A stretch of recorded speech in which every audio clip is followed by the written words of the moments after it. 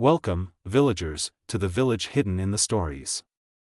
I'm your guide, All Kage, the creator and author of all the what-if stories you see on this channel, with your awesome suggestions, of course. I write, edit, and produce every story you hear, so if you're wondering who made it, it's me. I hope you enjoy today's video. Be sure to leave your what-if ideas in the comments and subscribe if you're new. Today's story is What If Naruto Was Sent to Adventure Time, Part 3. I worked hard on this part, and I believe Part 4 will be peak when it comes out tomorrow. Before we dive in, shout-out time. Thanks so much to everyone who comments, keep them coming. And our second shout-outs for my Shinobi Patreon members, a special thanks to them. If you'd like to support the channel, Omar, Francios Lyman, Alpha Wolf 1993, and Dominic. Check out my Patreon, link in the description. Now, without further ado, let's jump into this what if. Part 3, Adventures and Trickery. Quiet. That was how she always liked her nights, especially right after waking. Her room was steeped in shadow, only the faintest light slipping through the black blinds. The warm cool air drifted lazily in and out, the heaters humming along at just the right temperature. It was calming, almost blank, like the world was still half asleep with her. Of course, the place was messy, not disaster messy, just lived in. Clothes draped carelessly across the dresser, a tipped-over trash bin in the corner, a lamp that had decided to rest against the side of her bed instead of standing upright. Messy, but not overwhelming, she'd seen worse. The last hints of orange bled out of the sky. The thin streak of light across the blinds fading into nothing. The room sank into full darkness, the kind that suited her. That was when Marceline stirred, a groggy scowl tugging at her lips as her eyes blinked open. She floated upward without effort, the blanket sliding down her legs and pooling onto the cluttered bed below. The bed, like the rest of the room, was scattered with junk, random trinkets, old wrappers, and right in the middle, her base shaped like an axe, looking completely at home in the chaos. Her arms stretched wide, a long yawn spilling out. Her mouth opened wider, and wider still, fangs glinting before her jaw stretched unnaturally, morphing into something bestial. Bear-like, a low rumble rolling out of her chest. The sound faded after a moment, and so did the monstrous snarl. She shrank back into herself, into her usual sleek, sharp look. Tired, spiky hair sticking in every direction. She drifted lower, feet brushing the floor as the covers slid off her frame. A loose white shirt hung down to her thighs, stretched at the chest, the ends floating slightly behind her as if refusing to sit still.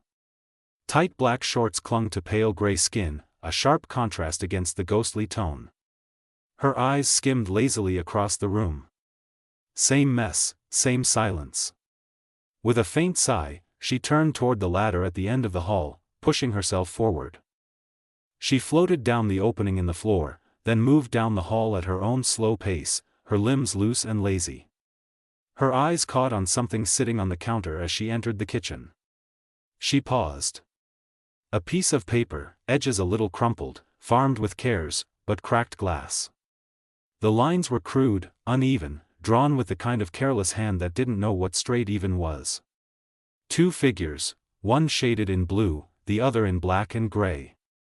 Simple, almost childish, but her lips tugged into a small smile all the same. Marceline let herself look at it a second longer, the way her chest loosened just a bit around the memory attached to it, then floated past. No need to linger. She tugged the fridge door open with one hand, cool air spilling over her face. Inside, shelves that should have been cluttered with odds and ends looked sparse, way more than she remembered. Her brows rose. Leaning forward, she spotted the lone apple still waiting at the back. She plucked it up, holding it by the stem. With a lazy grin, her fangs sank in, not to eat it, but to drain the bright red right out of its skin. The color bled away in seconds, leaving the fruit pale and useless before she tossed it onto the counter without a second glance. She floated back, licking her lips, and let her mind drift. It hadn't even been a full night and he was already raiding her fridge. Not that she cared much, she wasn't exactly a stock-the-pantry type, but still, a bold move for day one. Then again, that was Naruto, who with the few interactions they had, was pretty straightforward. Bold, brash, didn't think twice about crossing a line if he felt like it. She couldn't decide if it was irritating or kind of entertaining. Probably both. She shrugged to herself, already moving toward the living room. That's when she noticed him. Naruto was slouched on the couch, elbows braced on his knees, staring at the beat-up old phone on the table like it had just insulted him. His usual restless smirk, his smart remarks, gone. He looked quiet, way too quiet for him. Marceline tilted her head, watching for a beat. Then a grin slid across her lips. Weird mood or not, he'd just made himself the perfect target. Silent as smoke, she floated up toward the ceiling, melting into the shadows. Let's see if Sleeping Beauty could handle a real scare.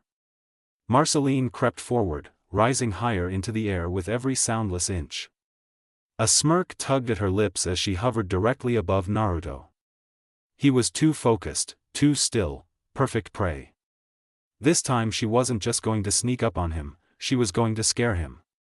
Her form began to shift, melting into something more monstrous, a lean, bipedal bat figure, fur sprouting across her arms as they bulked with muscle. Her wings unfurled, thin yet powerful, keeping her steady against the lazy rotation of the ceiling fan. Its weak gusts ruffled her fur but made no sound loud enough to warn him. The only noise in the room was the low hum of the fan and the faint circulation of cool air. The silence stretched, sharpening her anticipation. Then she struck. Marceline dropped in a sudden blur, wings flaring wide as she swooped down upside down in front of him. Her maw opened and a guttural roar tore out, bestial and raw, the kind of sound that rattled bones and sent beasts fleeing. The walls seemed to quiver with the vibration, the forest outside surely stirred by its echo. Her fur bristled, her expression carved into something savage, but inside she was nearly laughing. This'll get him for sure, she thought, delight curling in her chest. But as the last echoes of her roar faded, Naruto just looked at her. Blank, unimpressed, almost bored. And then, as if he remembered to play along, that infuriating smirk slid back into place. Marceline's monstrous shape collapsed back into her usual self with a snap. She floated upside down in front of him, arms folded, her mouth tugging into a dramatic pout. "Didn't you already try this before?" he asked, his smirk widening like he was enjoying this far too much. She blinked at him, pout deepening. She'd been so sure that one would work. She'd put way more effort into it than usual, more flair, more power. More pizzazz, and still, nothing. Her crimson eyes narrowed. "How do you always manage to stay straight-faced like that?" Naruto only shrugged, utterly casual. "I don't scare easy." "Thought I already told you that," he chuckled like it was the simplest thing in the world. Marceline rolled her eyes, floating closer until her hair brushed the back of the couch. Her pout melted into a sly grin. "Oh, we'll see about that." The girl twisted lazily in the air until she was stretched out on her back, drifting above the couch like she didn't have a care in the world. "So, what's Mr. Sleeping Beauty been doing since our little deal?" she asked, her tone sing-song but edged with mischief. Naruto glanced at her, smirk tugging wider. "Wasn't really a deal. If it was, I would have gotten a lot more out of it." She raised an eyebrow but kept her arms folded, smirk intact. "Oh yeah, exactly what else would you be getting out of it?" "Time to get closer with the Queen of Darkness," he said with mock seriousness, then tipped his chin into his hand, eyes scanning her like he was sizing her up. "Maybe have some extra fun." His grin turned sly. Marceline groaned, rolling her eyes so hard she almost tipped sideways in the air. "You wish." "There are plenty of girls who would have called me a gift," Naruto replied with exaggerated offense, hand over his chest as though she'd stabbed him. "And here you are, mocking me. You wound me, Marceline." She grinned at his performance, not missing a beat. "Hard to believe you're actually hurt, though I gotta say, I didn't expect my new roommate to be such a perv." Naruto only chuckled, neither denying it nor pushing further, his smirk carrying enough weight to keep the tease hanging in the air. He leaned back into the couch, hands tucked behind his head, his grin cocky as ever. "Don't act like you're disappointed though, bet you'd be bored out of your fangs without me around." Marceline tilted her head at him, floating sideways now, arms still crossed. Bold words coming from someone who spent half the day raiding my fridge. That doesn't scream fun, that screams parasite, parasite, Naruto barked out a laugh. Harsh, I'm more like an exciting guest. I eat a little food, stir up a little chaos, keeps things interesting. She narrowed her eyes at him, lips quirking. More like a stray mutt I picked up, you know, the kind that chews through the couch and insists it's doing you a favor. Naruto snapped his fingers as if struck with inspiration. Exactly, only difference is, I'm way cuter than a mutt. Marceline snorted. She wanted to roll her eyes again, but a corner of her mouth tugged upward before she could stop it. He was impossible, shameless, smug, always tossing back her words like it was a game he refused to lose. Her gaze drifted toward the object in his hand, the little black rectangle he'd been glued to since she came into the room. For all his boasting and antics, he kept flicking his thumb across it, like it was working, even though it was clearly dead, staring like it meant something, like maybe he was hiding behind it. She tilted upside down again, hovering closer to him until she was eye level with the device, then jabbed her finger toward it. So what, your big secret hobby is sitting around staring at that thing, gotta say, I expected more from Mr. Chaos. Naruto didn't look up right away, grin flattening for just a flicker, so brief most people wouldn't notice. Marceline, though, caught it. Naruto finally glanced up from the little black rectangle, meeting Marceline's curious stare with a lazy grin. This, nah, just been holding on to it with boredom, it's basically boring junk 'cause it's dead. He slipped the phone into his pocket, like he'd decided the conversation was over. When his grin returned, it was like the blank look from earlier had never existed.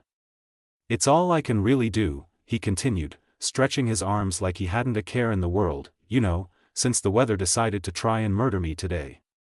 Rain, since sunrise, morning till night, just pouring down.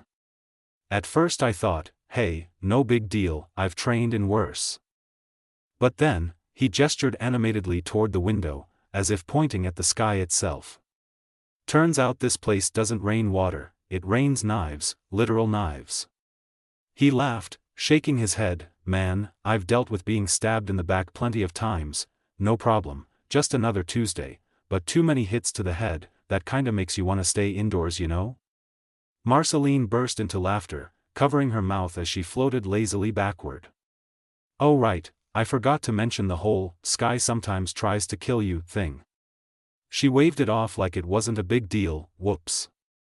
Naruto smirked at her laughter, clearly enjoying himself again.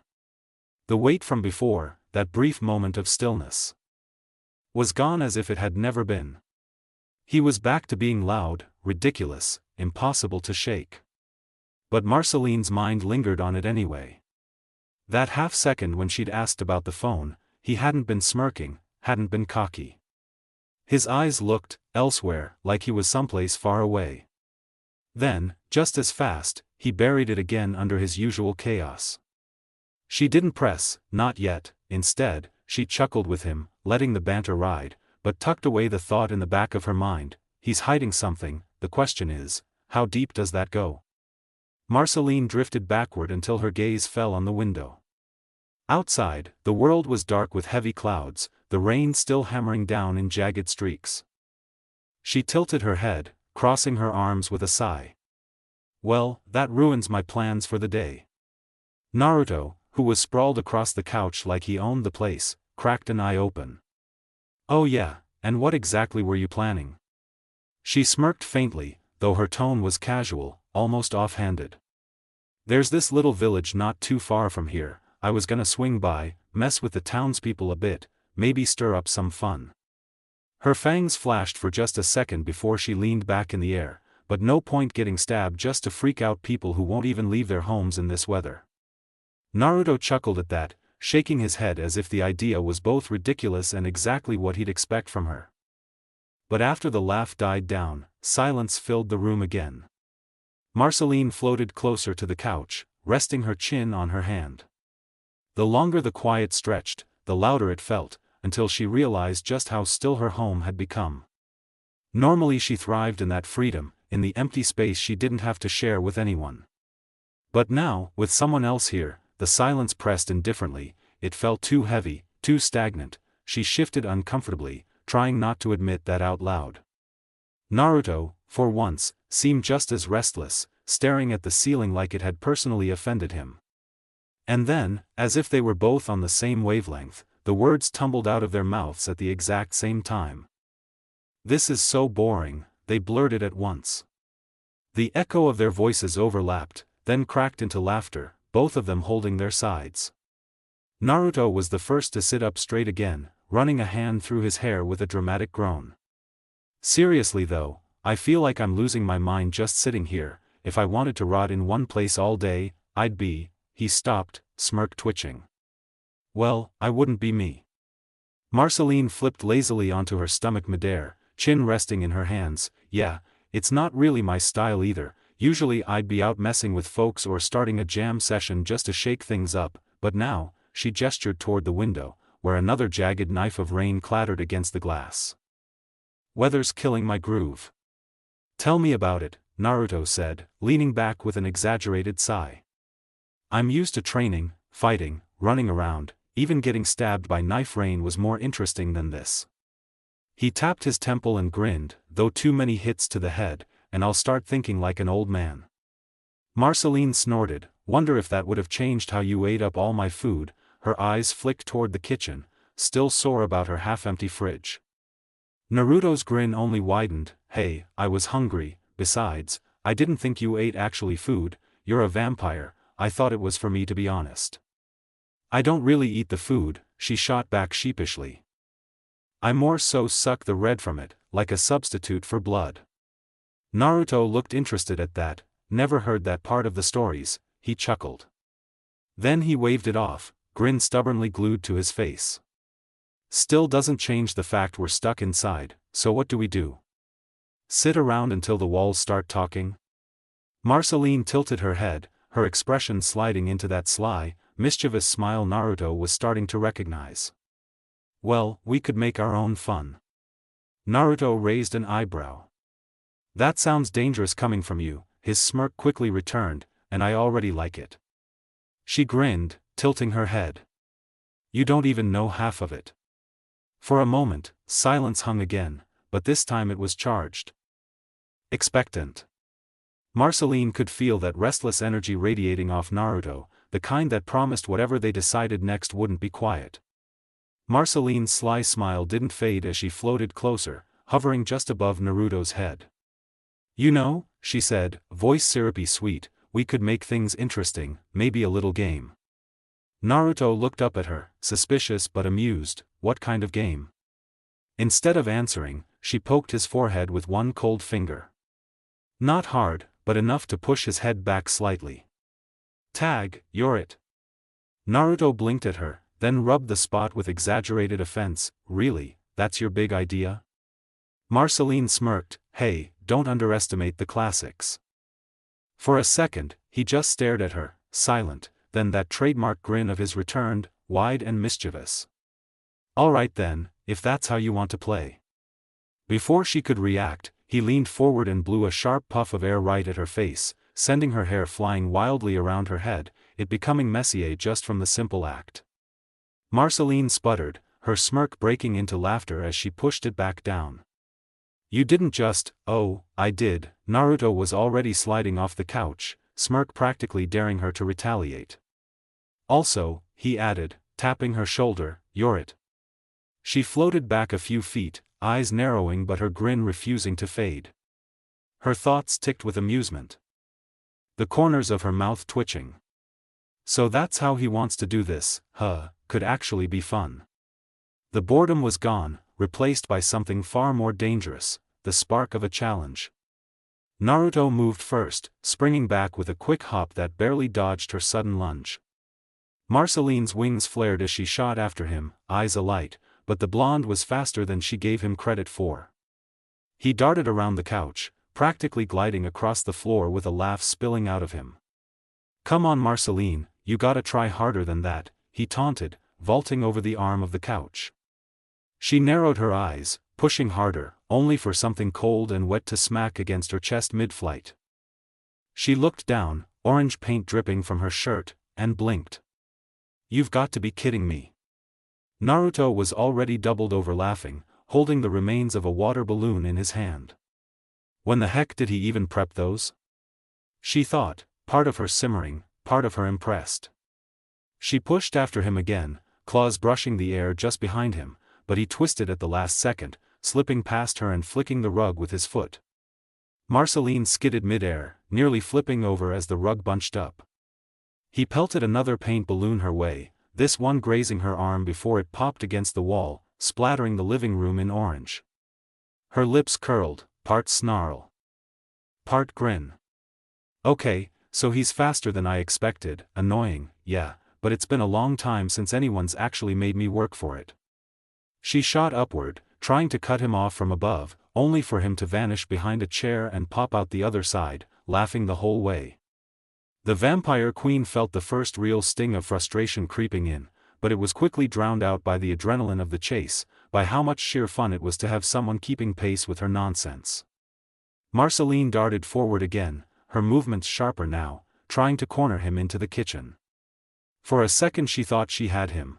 The tile floor didn't give him much space to run, after all, but Naruto slipped past her like smoke, weaving between the table legs and chairs with a grin that was downright infuriating.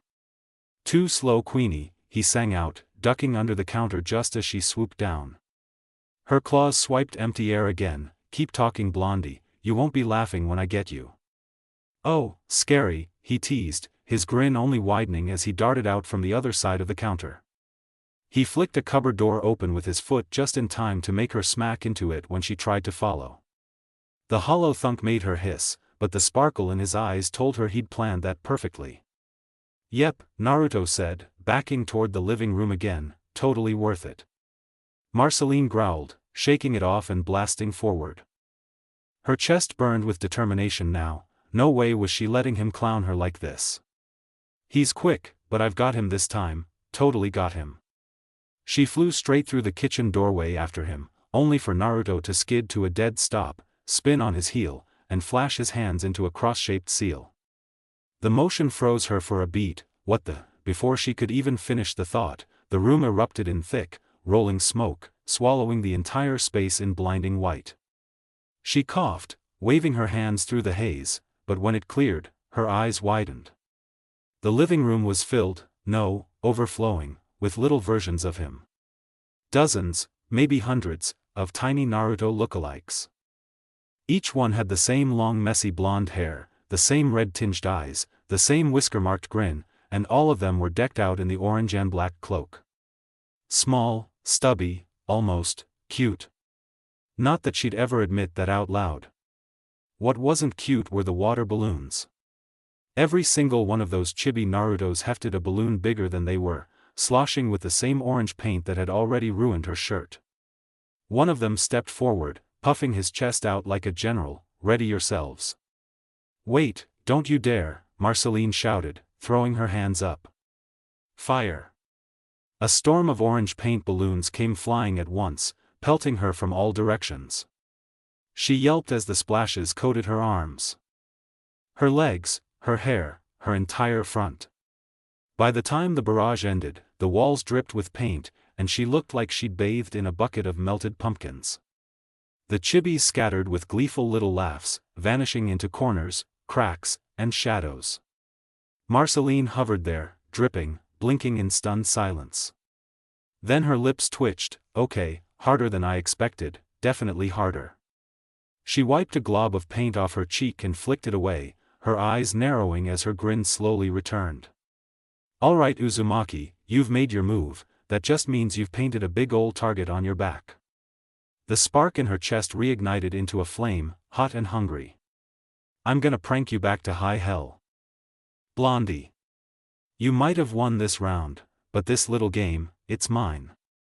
Marceline floated in place, sticky paint dripping down her bangs, and narrowed her eyes. Naruto's laughter still echoed faintly through the halls, smug and grating in all the right ways. She turned and drifted down the hall, moving fast but cautious, her ears twitching at every sound. Halfway there, a trio of the chibi Narutos popped out from around a corner, each one clutching a balloon like it was some sacred weapon. Ambush, the middle one squeaked. Oh, you little, Marceline lunged, her hand swiping through the first clone. It poofed instantly, smoke vanishing with a hiss. A second swung around her back. But she twisted, landing a sharp smack that dissolved it, too. The third charged her head-on, balloon raised high. She let it get close, then flicked her finger against its forehead with a snicker. Another puff of smoke.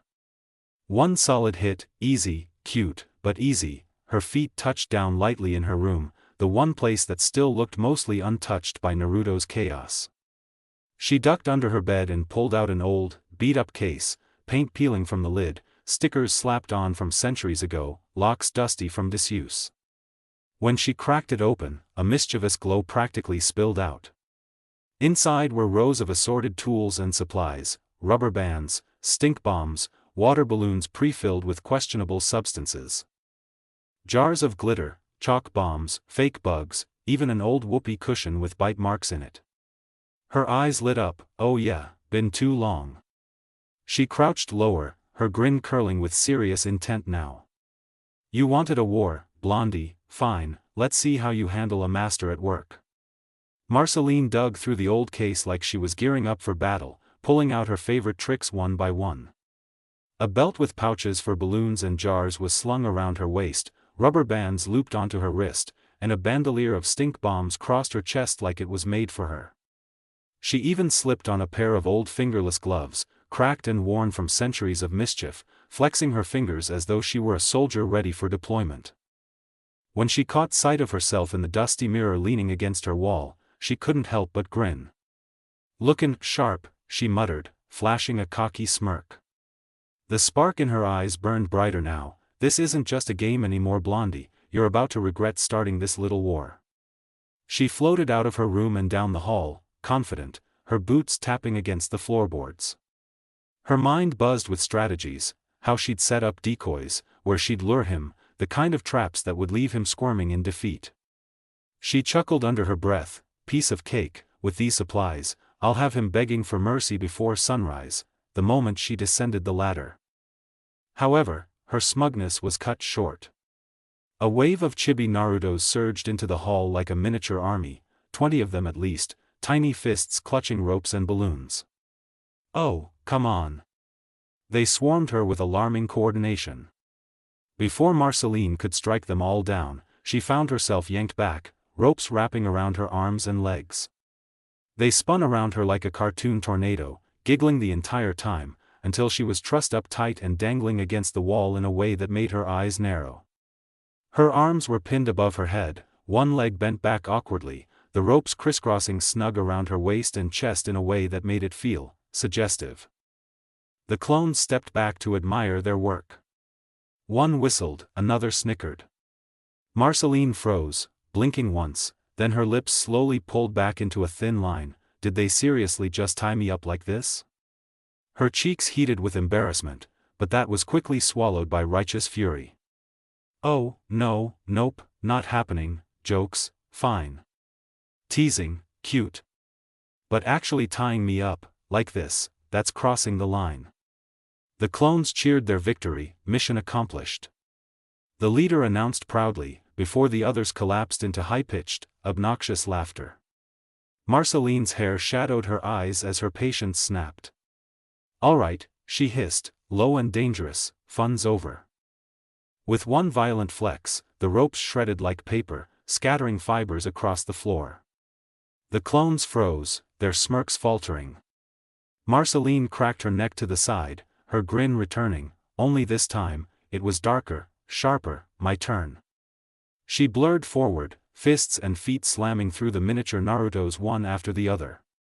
Each poofed out of existence with a tiny yelp, until the hallway was filled with nothing but drifting smoke and Marceline standing victorious in the middle of it, chest rising and falling with pent-up fury. She brushed off her bandolier and adjusted her belt, her glare cutting through the haze. No more playing nice, he thinks he's clever, cute. But now I'm gonna make him wish he'd never even thought about stepping foot in my place. Her grin returned, sharp enough to draw blood. You're in for it now, sleeping beauty. I'm going to prank you so hard, you'll beg me to stop. Marceline wasted no time. The moment the last clone vanished in smoke, she was airborne, eyes burning red as she swept the hallway. She dove into the living room first, shredding the shadows with wild lunges. Every time a chibi Naruto popped out from under the couch or behind a chair, she grabbed it by the scruff and smashed it into the wall until it burst in a puff of smoke. Her laughter rang out, wild and sharp. The kitchen came next. She flipped the table clean over, ducked under a rain of water balloons, and yanked a handful of clones straight out of the cupboards like they were bags of flour. Gotcha, she growled, swinging one like a bat into another, their squeals cutting short as they poofed away in unison. The fridge rattled when she slammed the door shut on 3 more trying to hide inside, leaving nothing but a haze of smoke and the echo of her dark chuckle. Upstairs, her search turned feral. Marceline stormed through her own room, then the guest room, tearing up sheets, kicking over chairs, ripping open drawers. Every time she found a clone, she flattened it without hesitation. One tried to trip her with rope, she ripped it off the ground and hurled it through the wall. 2 more tried to run down the hall, she chased them down like a wolf and pounded them into smoke with one devastating swing of her fist. Finally, she landed back in the foyer, panting but grinning ear to ear. The air was thick with dissipating smoke, her house in mild disarray from her rampage. Not a single clone dared show its face now. She hovered in the silence, eyes glowing faintly, scanning every shadow. "All right, Blondie," she muttered darkly, her grin spreading as she cracked her knuckles. "Playtime's over, no more running, no more hiding. I'm coming for you now." Marceline had just finished tearing through the upstairs guest room when 2 familiar, squeaky laughs echoed from the stairwell. She turned, catching sight of 2 chibi Narutos leaning cockily against the railing, their tiny arms crossed. "Well well, if it isn't the Queen of Overkill," one snickered. "Bet you can't catch us," the other added, sticking out its tongue before bolting down the hallway. Marceline hissed and gave chase, hunger for payback flashing in her eyes. She rounded the corner, only to slam headfirst into something invisible. Her body flattened against it, sliding down like a bug on glass before peeling off onto the floor. Groaning, she blinked up and realized what she'd run into, a giant sheet of clear plastic foil stretched tight across the hallway. "Oh, you've got to be kidding me." She rubbed her face, glaring. "How the heck did I not see that?" The 2 chibis doubled over laughing, pointing at her with tears in their tiny eyes. Their laughter was shrill and annoying, but then, beneath it, came another sound. Lower, more genuine, a laugh with weight behind it, the kind that instantly prickled her skin. Her eyes flicked upward, and there he was. Naruto. Perched like a smug bat on the ceiling, head tilted and grin wide, looking down at her as if he'd been waiting this whole time. "You," Marceline growled, shooting up into the air until she hovered level with him. "You think you're clever?" Naruto leaned back lazily on his hands, completely unbothered by her fury. "Guess you'll just have to catch me to prove I'm not." His smirk widened, eyes glinting mischievously. "But hey, can't say I'm not enjoying the chase. My clones got a really good view earlier." Marceline's eyes went wide, her face flushing as her fangs clenched.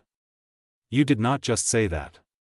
"Oh, I did," Naruto said, voice smug as ever. "So, how's it feel, knowing you fell right into their little hands?" Her fists balled, shadows coiling at her feet. "It feels like I'm about to wipe that smug look clean off your stupid face." "Then come on," Naruto taunted, flipping casually to the floor with a perfect landing. He glanced back at her, grin sharp as ever. "Let's see if you've got the bite to back up all that bark." Marceline hissed low in her throat, wings snapping wide as she launched herself at him with blistering speed. Her hands shifted mid-flight, fingers stretching into jagged claws, and she slashed twice in quick succession. Naruto's eyes flicked wide at the sudden ferocity, but his instincts were sharp. He caught both strikes on his forearms, sliding back half a step from the impact. His grin didn't falter. "Whoa," he said, tone teasing, "guess you're actually a little mad, huh?" Marceline didn't bother replying, instead, she ripped 2 round canisters off her vest and hurled them forward. They cracked against the floor at Naruto's feet with a pop, spilling a noxious green smoke that engulfed him instantly. A fit of coughing echoed from within the cloud. Marceline hovered back, smirking, a chuckle slipping out despite herself. "Serves you right." But even as she laughed, her thoughts sharpened. That won't be enough, revenge like this, it's gonna take more. As if hearing her, the smoke began to shift. White sand coiled upward in a spiraling wind, swallowing the green haze and dispersing it into nothing. When the air cleared, Naruto was standing there, still coughing but grinning through it, his eyes fixed on her. "Man, you really are mad," he wheezed, and then his hands blurred through 3 signs. 3 small orbs of black fire flickered into existence around him, dark, fast, and dangerous. They streaked toward her like arrows. Marceline's reflexes kicked in, she darted sideways, then flipped over the second, the third searing just under her boots. "What the heck, you're actually attacking me?" Naruto only shrugged, smirk intact. "You started it, and relax, those flames aren't even close to full power." Marceline grumbled under her breath, rage simmering hotter. If that's the case, her claws flexed. "I'll just beat you to a pulp before you get serious." Another barrage of black flames came screaming at her, forcing her to duck and weave. Then the floor itself cracked, a tendril of gray wood snapping up like a whip to cut her path off. Her eyes narrowed. Cute. With one vicious swipe, she severed it, splinters scattering through the air. She hissed, shadows curling tighter at her feet, and lunged for Naruto again. This time she threw everything she had. Smoke bombs, sticky goo balls, and a handful of itching powder pouches, an avalanche of tricks meant to overwhelm him just long enough to land a real hit. Naruto weaved and countered, the gray wood sprouting from the ground and walls to shield him.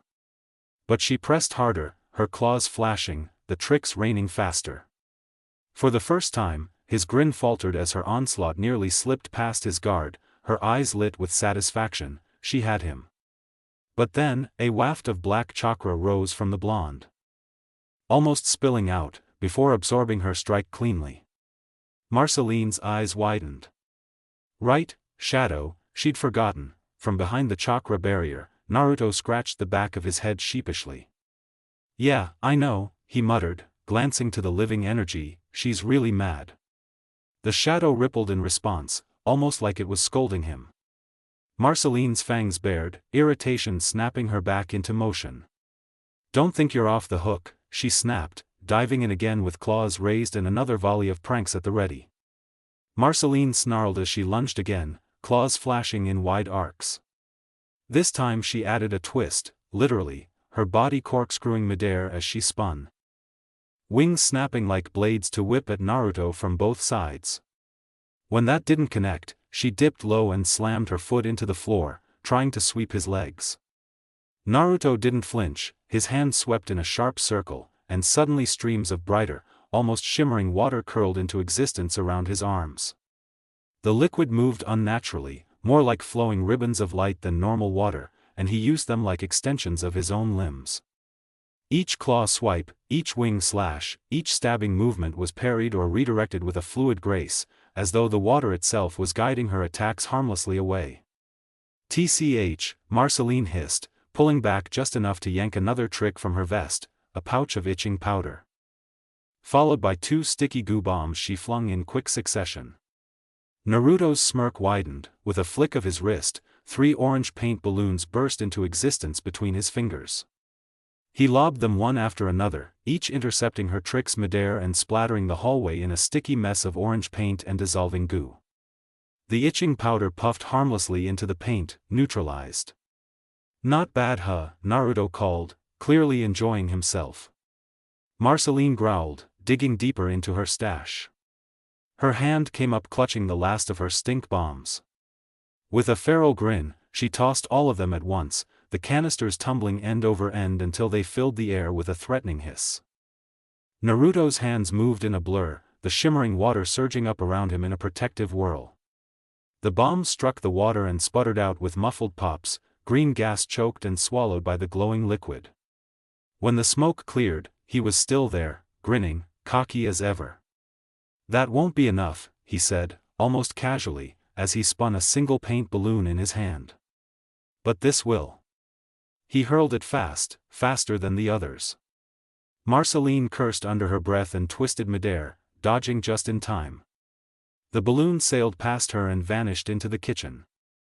A split second later, they heard a crash. Both of them froze at the sound. Naruto lowered his hand slowly, blinking toward the kitchen. Marceline's wings faded out of existence mid-beat as she turned, unease creeping into her chest.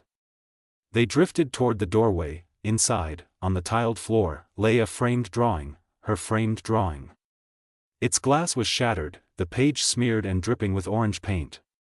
Marceline's eyes went wide, her body stiff. For once, she had no words. No snark, no quip, no growl, just silence as she stared at the ruined piece. Naruto stepped in after her, rubbing the back of his neck, guilt already tugging at his grin. Hey, I didn't mean to." Marceline's head turned sharply toward him, her eyes flashing with a fury that wasn't playful anymore. She didn't shout. She didn't joke, she just hissed once, low and venomous, before spinning on her heel and storming out of the kitchen. Her boots hit the stairs hard as she retreated up to her room, slamming the door behind her. Naruto stood there, alone in the messy kitchen, staring at the dripping orange paint running down the broken glass. Crap. Marceline sank against her door, hugging her knees to her chest. Her gaze drifted toward the corner of the room, toward the stack of sketches and little mementos she kept tucked away. She let out a slow breath. He didn't know, that part was obvious. Naruto had no idea how important that drawing was to her. He'd probably thought it was just part of the chaos of the house. Part of the prank war, part of the fun. And yet, that didn't change how she felt. Orange paint smeared across it, ruined. A memory she had carefully preserved now covered in mess. She pressed her cheek harder into her knees, tugging at the fabric of her shorts. "Maybe it's partly my fault, I invited him here, I knew what kind of chaos he could bring." But she hadn't expected this, not on the first day, not already. She had imagined playful pranks, maybe a little mess, but not her memories trampled on before she even had a chance to settle in. Her fingers curled into fists, knuckles white. "I get it," she whispered to herself. "He didn't mean it, but it still happened, and that." Her thoughts drifted again to the drawing, to Simon, to the laughter and quiet moments that had inspired it. It was more than just paper and ink, it was a piece of her past, something she wanted to keep safe, and now, she couldn't. A sigh escaped her, a mix of resignation and stubborn anger. "It's fine," she muttered, though her voice didn't fully convince her. "He didn't know, but I'm not letting this slide." The faint creak of the house shifted her attention, and then a knock on her door pulled her far away from her thoughts. Her head jerked up, another soft rap followed. Marceline's jaw tightened. She knew it was him, and she knew she couldn't ignore it. But she could at least control how she faced him. She yanked the door open, ready to scorch him with words, then froze. Naruto stood there, one hand in his pocket, the other holding out her drawing. Perfect, clean, like it had never been splattered. Her breath hitched. "Guess I'm better at cleanup than I look," he said, that easy half-smile slipping into place. She snatched it, eyes racing over every line. The stick figures. The little blue, the little gray, no streaks, no cracks, her shoulders loosened despite herself. She tried to keep the edge in her voice. "You don't even know how close you are getting to being kicked out." "Yeah, I figured," he tilted his head. "That's why I fixed it." She glared for show, but the heat was already bleeding out. "Still trashed my place like a hyperactive candy kid." "True," he shrugged. "Made it right though, that worth, I dunno, half forgiveness?" "Half forgiveness still comes with a punch." She socked his shoulder.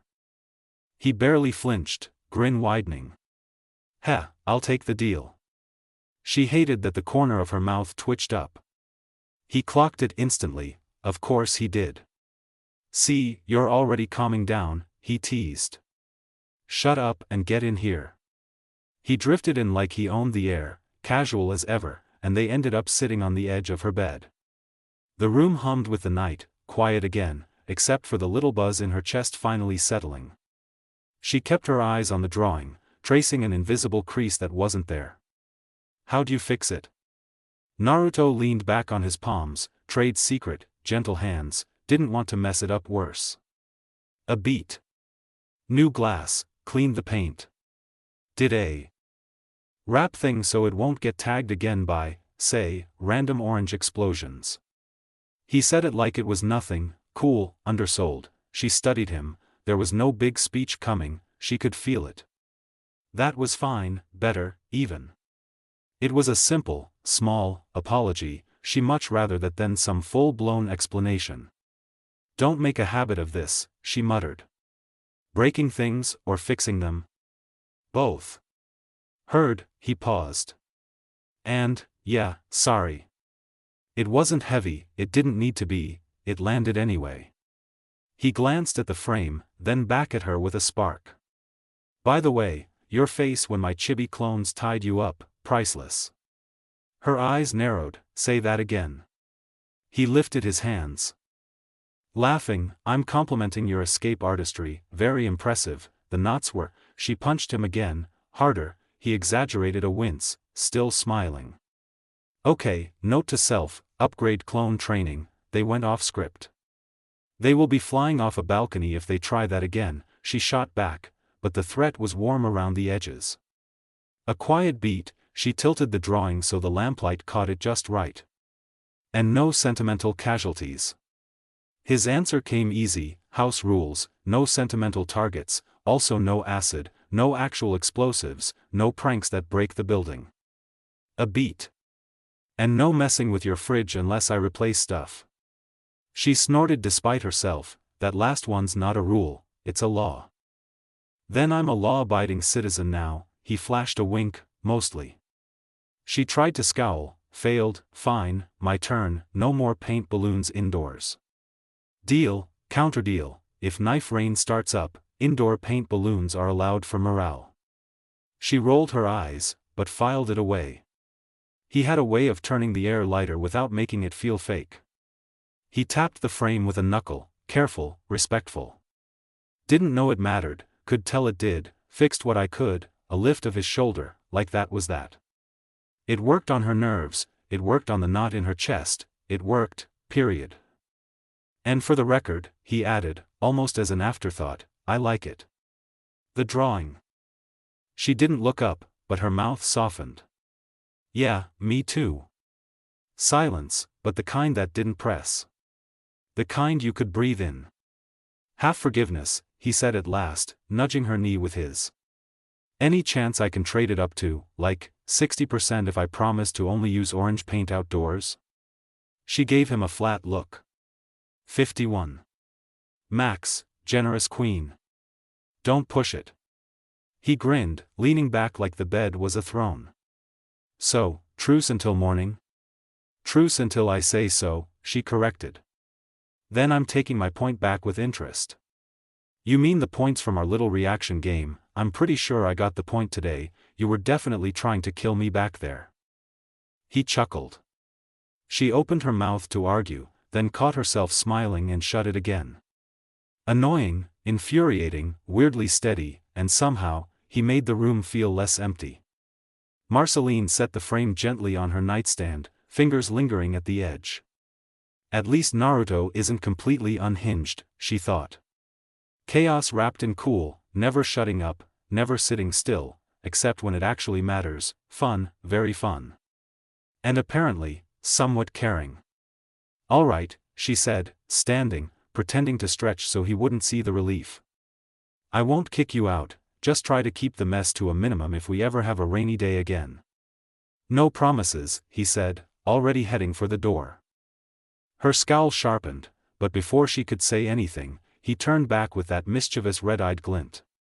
Just kidding, oh, and if the clones tied you up, they definitely learned it from you. She lunged, but he was already gone, laughter echoing down the hall. She rolled her eyes, letting the smile finally break all the way through. Yeah, she thought, watching the frame catch the light. This could actually work. Naruto skidded across the grassy plain, sunlight blazing at its peak, hot enough to sting his skin. The heat was brutal, the air thick and humid, wind swirling like it was mocking him. Sweat ran down his neck, but he only grinned, teeth bared against the discomfort. The field stretched for miles, birds calling from the forest, animals rustling in the brush, but all of it was drowned out by the battle cries echoing near the treehouse. The sun's position made it worse. With no shadow to hide beneath, the house might as well have been a beacon. Naruto dug his hands and feet into the ground, sliding to a halt on all fours like a predator bracing for the next strike. And when he looked up, the fun was just beginning. From the treehouse came Finn and Jake, leaping down in sync. Finn dove first, sword raised high, a new one, gleaming with a rooted handle and a rose-colored blade. The very blade Naruto had made him during his first week crashing with Marceline.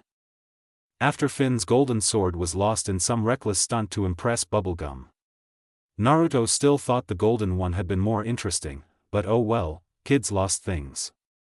Jake came alongside Finn, arms stretched huge, one cocked back like a hammer, the other swinging out like a whip. Both wore feral grins.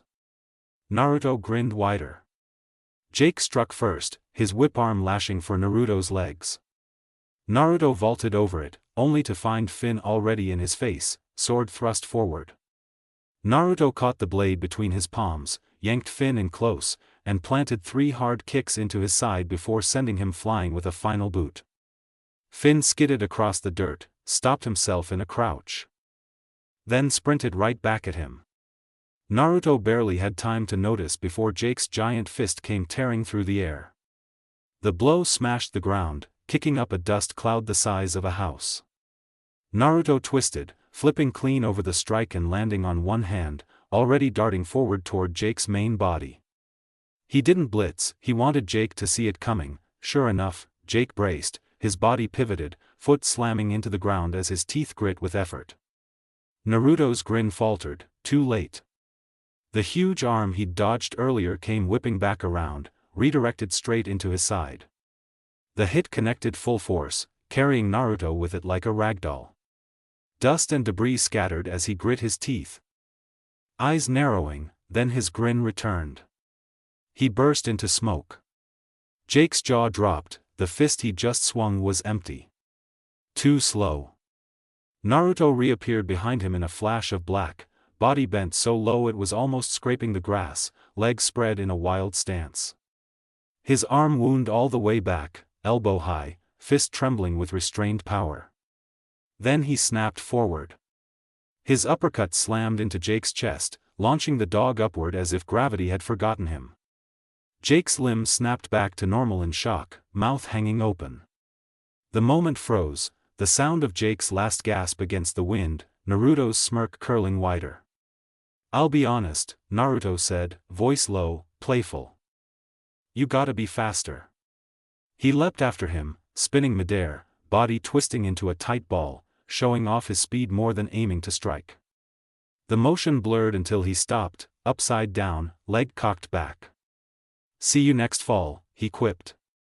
One kick detonated against Jake's side, hurling him down like a meteor. The impact rocked the plane, dust and smoke bursting skyward.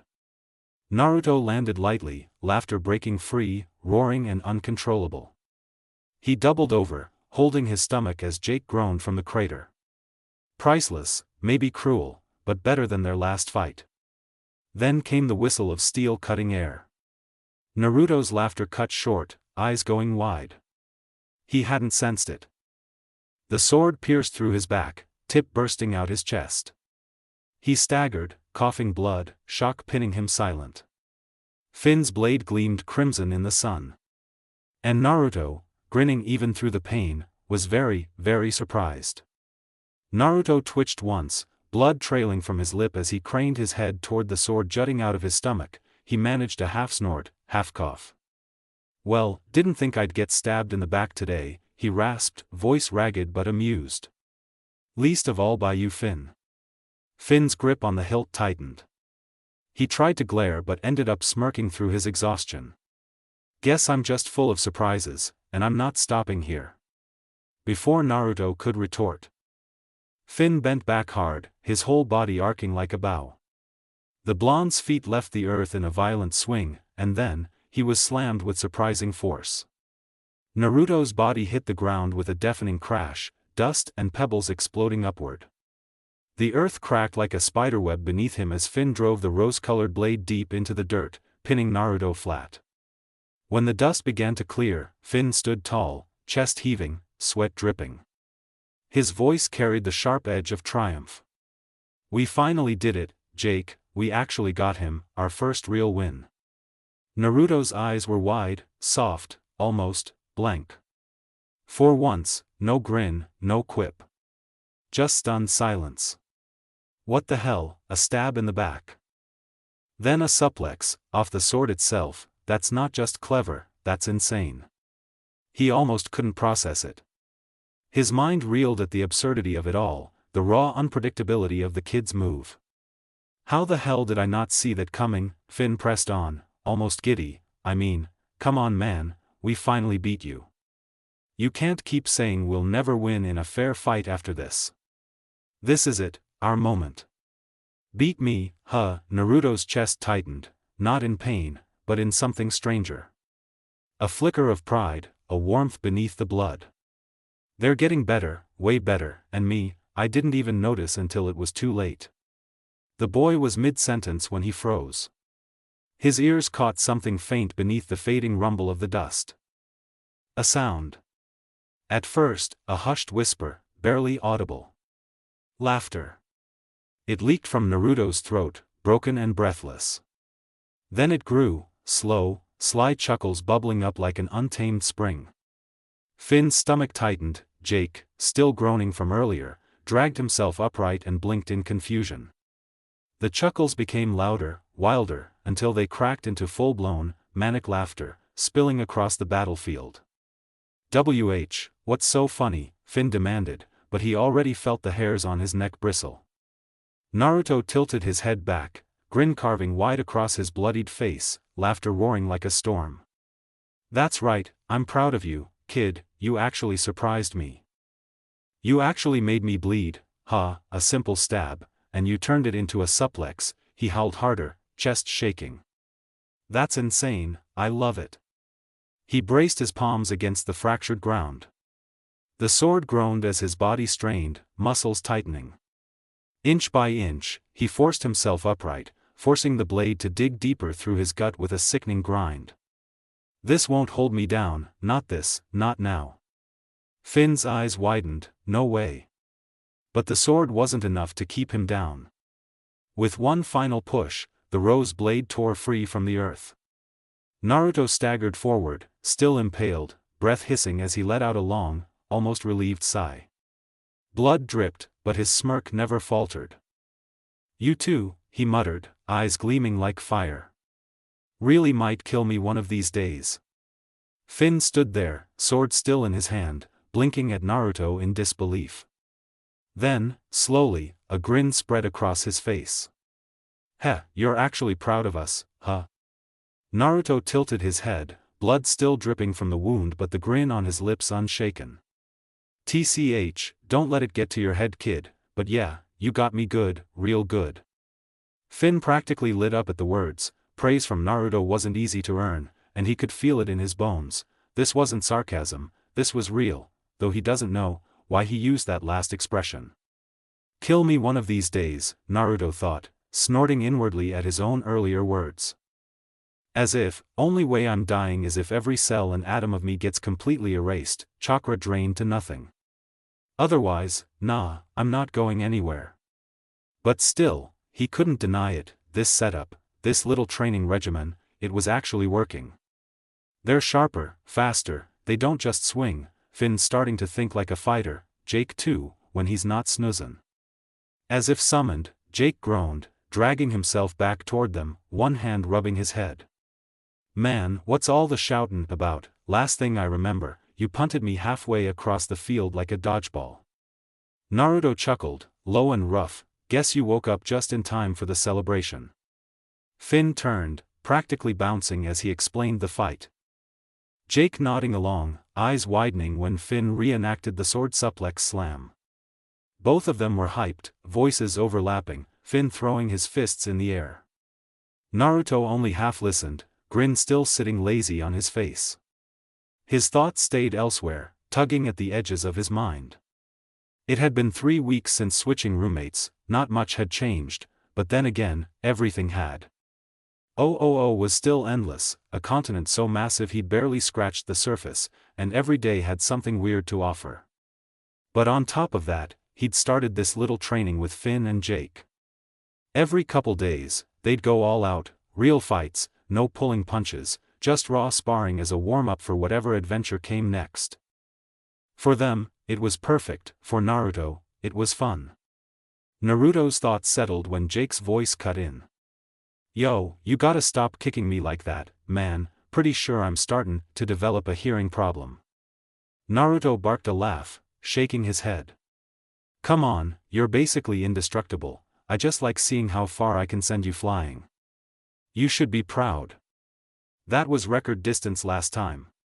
Jake squinted. "That's not a thing to be proud of." Be happy with your win instead," Naruto teased, jabbing a thumb at Finn. "First one you've ever got on me, after all, not bad." Then his grin sharpened, turning wicked. "Course, now I know you can pull it off, I'm really gonna push you next time. Way past your limits." Finn's eyes lit up with challenge, but Jake's face dropped. "Oh glob, that grin, you're gonna kill us, dude." Naruto just laughed again, loud and wild, shoulders shaking until the tension broke. But inside, he was quiet. They've grown a lot, more finesse, more power. Finn especially, kid's freakishly strong for a human. Gotta make sure he leans into that, learns to use it right, this training's paying off for them. He mulled it over, letting the thought hang in the back of his mind. Maybe I should start my own training again. But then a lazy grin crept across his face, then again, I'm already strong enough. Too strong is a thing, and if that happened I'd be bored forever. If something comes along that makes me train, I'll handle it then, no rush. Naruto smirked, the wind tugging at his hair, eyes scanning the distant horizon. Sure, that sounds fine, for now. It was casual, it was confident, too casual, maybe. And somewhere deep down, even if he didn't fully realize it yet, he felt the tiniest spark of challenge, or danger, lingering on the edges of that thought. One day, brushing off training like this might just bite him in the ass. But for now, he laughed again, wild and free, the sun glinting off his blonde hair. Later, I'll worry about that, later. The three of them slumped against the grassy plain, catching their breath after the whirlwind of training. The wind stirred the tall grass lazily, birds calling faintly from the nearby forest, sunlight glinting off Naruto's blonde spikes. Finn sat cross-legged, scratching his head. So, what now, we've beaten each other up enough for one day. Jake stretched, limbs wobbling comically as he shifted. Yeah, usually something interesting just happens. But, today, nada, zilch, nothing. Finn groaned, we could explore, go check on the kingdoms, maybe there's a festival somewhere? Jake waved a lazy hand, exploring. Nah, I'm not in the mood for walking miles just to get eaten by something weird, quick fun, that's what I want. Finn perked up, quick fun, I like that, maybe we find a monster to fight? Or some party in a castle. Something exciting has to be happening somewhere.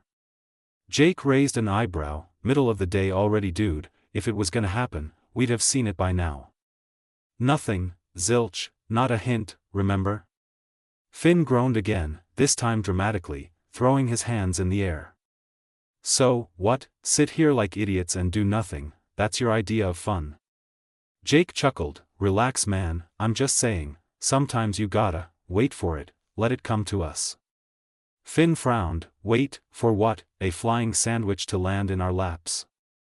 Jake smirked, hey, never underestimate the universe man. Finn just rolled his eyes, then both glanced at Naruto, who was sprawled on his back, arms behind his head, soaking up the sun like he owned it.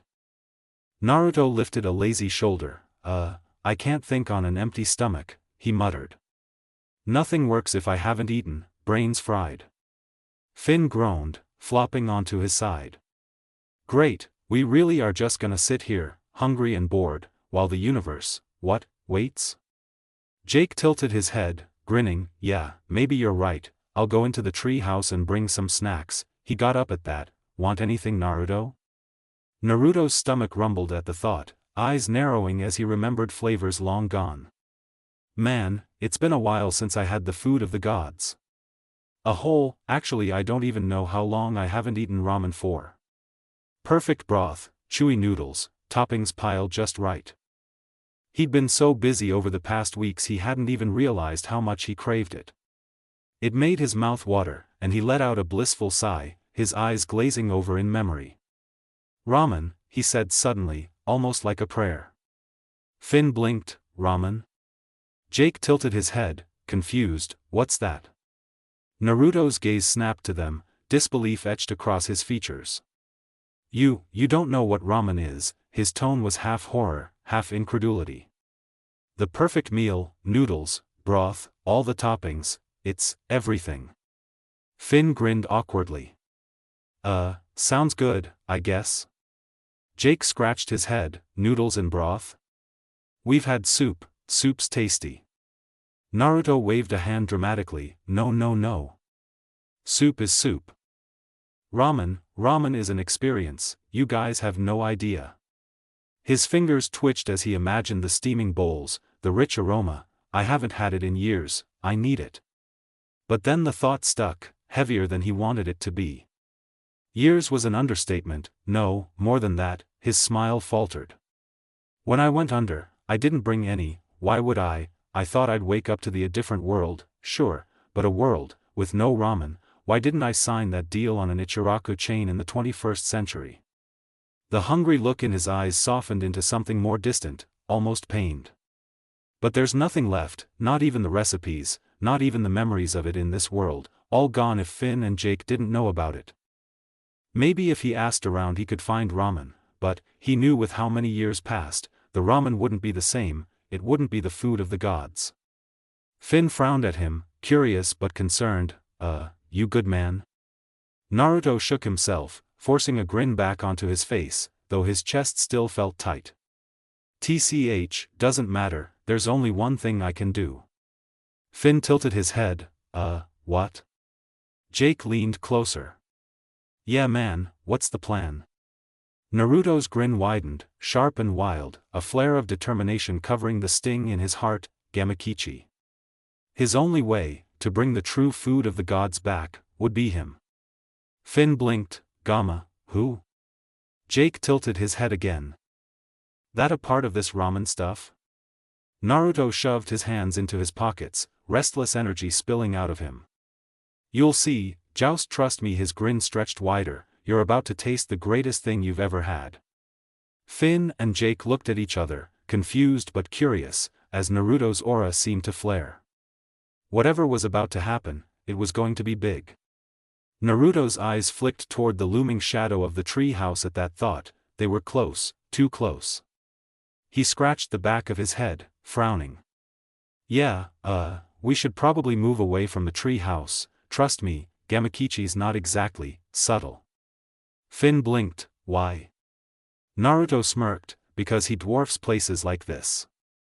Jake let out a low whistle. Bigger than a treehouse, man. I gotta see this. They drifted out into the open grass, the afternoon sunlight spilling across the field. Naruto's expression sharpened. He bit his thumb, the coppery taste of blood blooming against his tongue, then smeared the crimson line across his palm. His hands blurred into a flurry of practiced seals, muscle memory snapping into place as chakra roared through him. Summoning jutsu. Smoke erupted in a thunderclap, rolling out in waves that made Finn and Jake stumble back. Naruto grinned, expecting to see a mountain of orange toad skin rise above them, but when the smoke cleared, he froze. He's not bigger than the tree house at all, shouted Jake. That was an understatement. It was like the summon had de-aged, with a bit more changes. Standing before him wasn't the towering, sword-wielding Gamakichi he remembered, but a toad barely taller than himself. His cloak still bore the proud crest of the Toad clan, but intricate blue markings swirled along his face and disappeared beneath his back. Slung across him was a weapon Naruto didn't recognize, a long, elegant katana with a deep blue hilt decorated in intricate orange patterns, its matching scabbard gleaming against his cloak. Naruto blinked hard. He could feel the familiar chakra, there was no mistake, but still, Gamakichi? The Toad looked around, blinking at the bright field. Then locked eyes on Naruto. His expression broke into a grin. Naruto. Naruto stepped forward, incredulous. What happened to you? Why are you so? His voice cracked with disbelief, small. Gamakichi chuckled, his voice deeper, older than Naruto remembered. Relax boss, it's a jutsu I cooked up for this occasion. Figured when you finally woke up, you wouldn't need me stomping holes through your new world. Naruto's brow furrowed, still reeling. You made a jutsu just for that? The Toad's grin softened. Course I did. And my change, his tone shifted, that's a side effect of what you did, making me immortal. Your chakra's weird as hell. At that, a ripple of black spilled out beside Naruto. Shadow bubbling into form like living tar. Though it had no face, its aura practically radiated irritation. Hey Shadow, Gamakichi said casually. A pause, then his eye twitched. He's shouting at me, isn't he? Naruto sighed and nodded. Gamakichi held up his hands. I didn't mean it like that, just saying, you're odd, buddy, you changed Naruto's chakra in ways I've never seen. Sandstorm release, Singe release, Ocean release, Plant release, Plasma release, he had to name half those himself cause they didn't exist before you. And that's not even mentioning how corrosive you are, acidic, poisonous, burning through anything that isn't him. We nearly failed to make me immortal because of you. Shadow turned away, his oily body twitching with stubborn silence. Naruto groaned, running a hand down his face.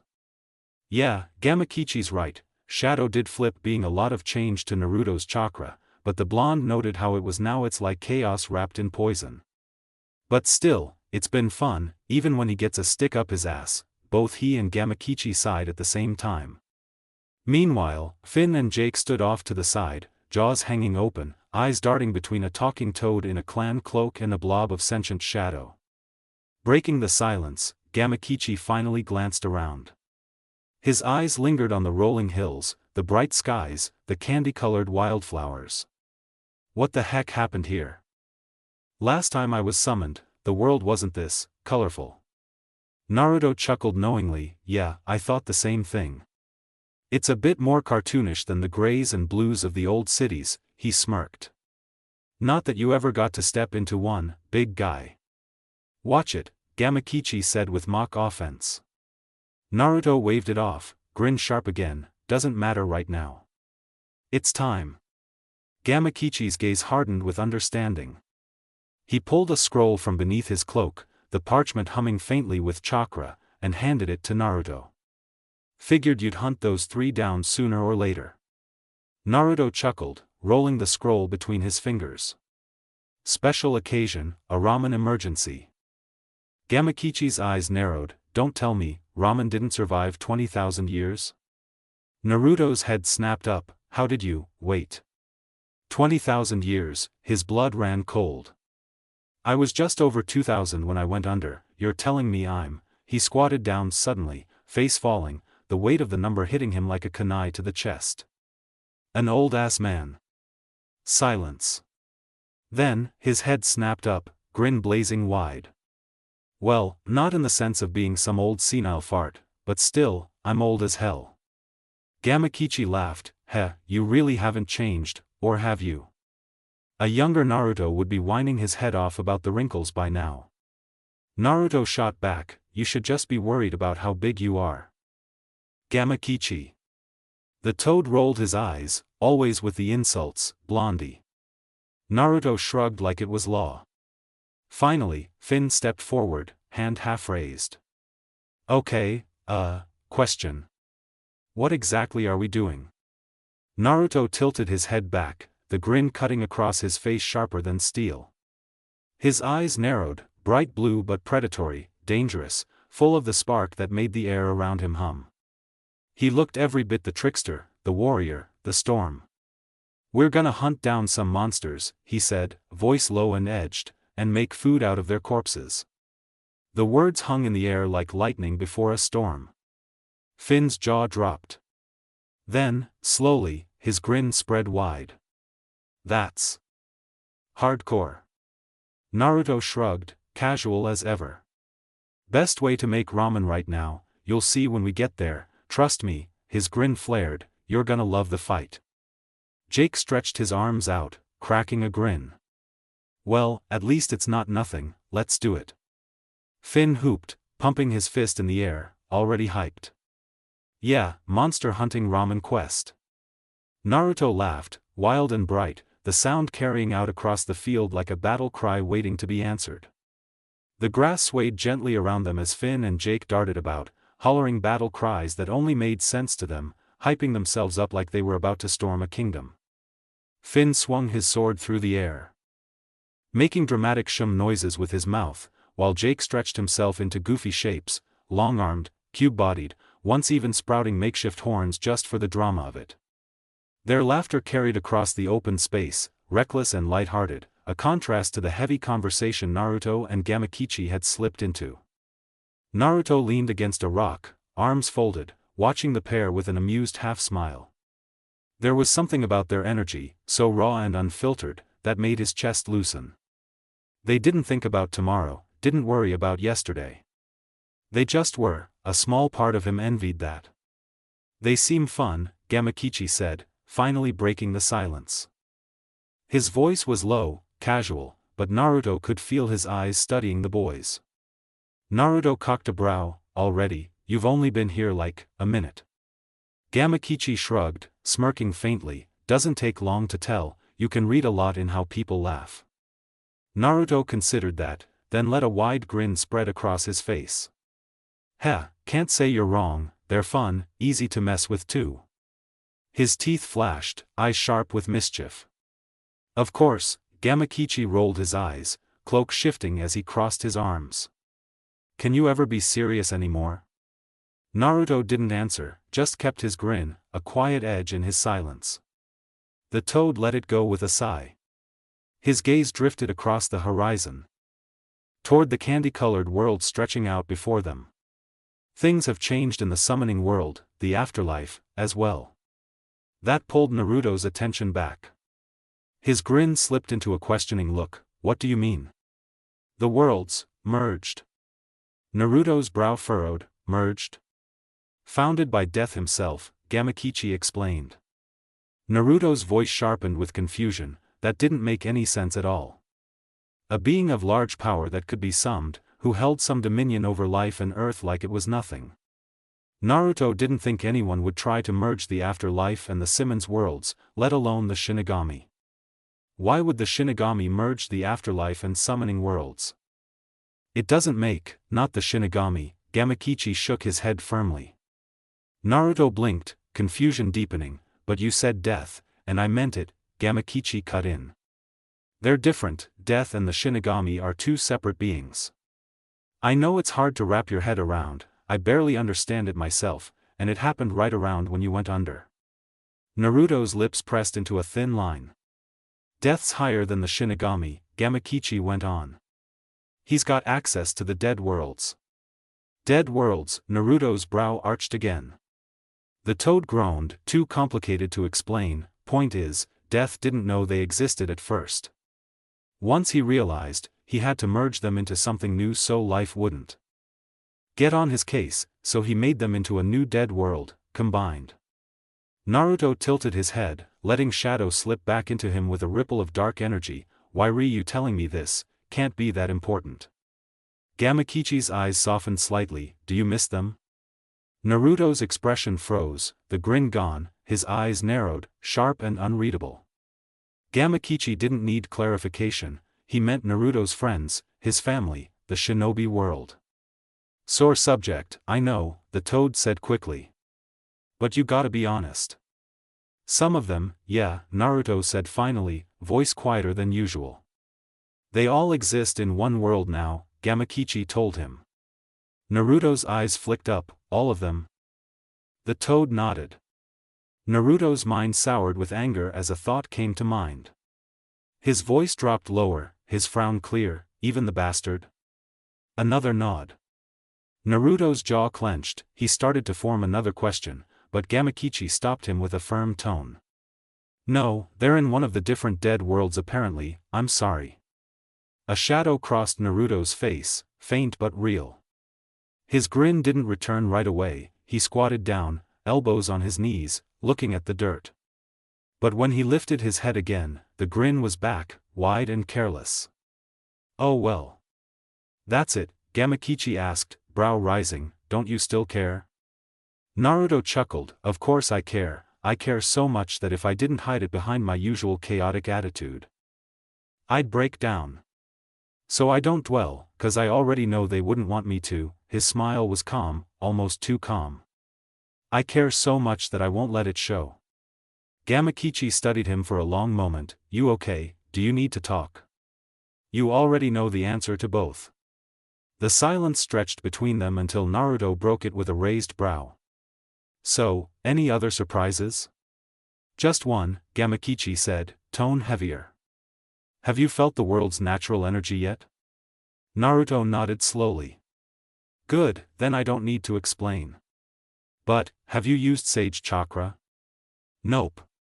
The toad sighed, thought so, that's a whole new thing you're gonna have to master again.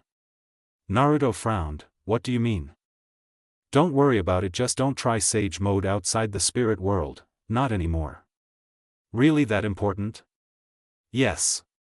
Naruto shrugged, haven't had a reason to use it yet, so I guess it's fine.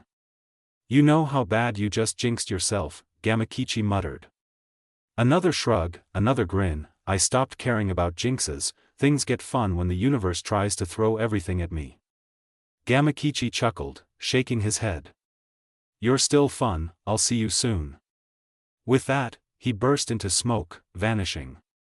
The air settled, Naruto stayed crouched for a moment, watching the smoke fade, then let his grin linger. He didn't say a word, just listened to Finn and Jake's distant hype-up chants echo through the fields. The grassland stretched out behind them, rolling green hills fading into a forest that looked almost too perfect for its own good.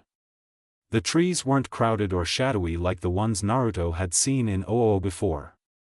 They stood tall and spaced apart, sunlight spilling through in wide golden streaks, the ground soft with moss and patches of tiny white flowers that swayed in the breeze. It was quiet in a lively way, birds darting from branch to branch, insects buzzing lazily, the kind of silence that made the world feel alive. Naruto strolled ahead with his hands resting behind his head, lazy grin plastered on his face. The scroll Gamakichi had given him dangled loosely from his fingers, swinging with every step. Finn kept sneaking glances at it, curiosity gnawing at him, until finally he couldn't hold back. Naruto strolled ahead with his hands behind his head, the scroll swinging loose from one hand like he barely remembered it was there. The bright forest stretched around them, sun cutting through the trees in gold bars, the ground soft underfoot. Finn broke first, okay, I'm still confused. What are we even again? Who was that giant toad guy? Why wasn't he as big as you said he'd be? And, again, what are we doing? Naruto tilted his head just enough to grin at him. Man, you really do like questions, you sure you're not bubblegum in disguise? Jake snickered. I get it. Naruto raised an eyebrow, you do? Yeah, Jake said simply, hands behind his head like Naruto's. We're gonna fight some monsters, then eat some food, simple. Naruto laughed, sharp and sudden. Jake's got it, cuts cleanly through all the noise. He swung the scroll in front of Finn's face. For you kid, I will explain. Gamakichi is way bigger than what you saw, we're talking bigger than Bubblebutt's castle. He was only as tall as me because he was using a jutsu to squeeze down. Like the tricks you do? Finn asked. Naruto nodded, exactly. Only difference is he's been awake the whole 10,000 years I was out cold. So between us, he's the only old-ass man. Jake wagged a finger, language dude, Finn's here. Naruto smirked, who the hell's gonna stop me? Jake shrugged, we did win today. Naruto's grin widened, but he flicked the scroll open before Finn could push him again. Anyway, this thing is how we track our prey. 3 immortal monsters out there, living in their own little domains. Their bodies, supposed to be good enough to cook a meal fit for the gods. Their homes, same deal, full of everything you'd ever need for a feast. Finn's eyes lit up. Immortal monsters? Yeah, the boar lives in land so dry it's nothing but salt and stone, that's where the strongest spices grow. The fish, right where all the seas collide, place is overflowing with fish and, don't ask me about the wheat. And the cows in the sky, grazing on fruit and veggies fresh enough to make you cry. Finn's jaw dropped. Naruto smirked. I even heard, back in the day, some guy found M and thought he'd stumbled on gods. Drew M up as Zeus, Hades, Poseidon, funniest part of the scroll, honestly. Finn blinked. So, the scroll's just a story? Naruto wagged it once. Nah, what I told you is that's the short version, scroll's the whole tale. It's also the map. Without it, you'd be out here looking for sky cows and fish wheat like idiots. Finn and Jake buzzed with excitement, tossing ideas back and forth about spices and immortal feasts. Naruto grinned and let them run with it, tossing in a jab here and there just to keep their energy rolling. But when their laughter died down and they turned back toward the forest, Naruto's grin slipped. The scroll hung heavy in his hand, and his eyes narrowed forward. For the first time since leaving the house, he wasn't smiling, just silent, like something far away had hooked into him. Finn tilted his head, noticing the way Naruto's grin had slipped. You okay? Naruto blinked, snapping back fast with a lopsided smirk. What, me? Yeah, I'm peachy, don't go getting soft on me now. Jake narrowed his eyes, not buying it all the way. You sure, you got that whole thinking face thing going on? Usually means something weird's about to happen. Naruto chuckled, waving them off as he snapped the scroll open. Relax, only weird thing happening is I'm about to show you the good stuff. The parchment unraveled with a crisp snap, black ink blooming into sprawling designs across its surface, curling text, strange little symbols, and a rough sketch of OO, scattered with circles and claw-marked sigils. The thing practically hummed in the air.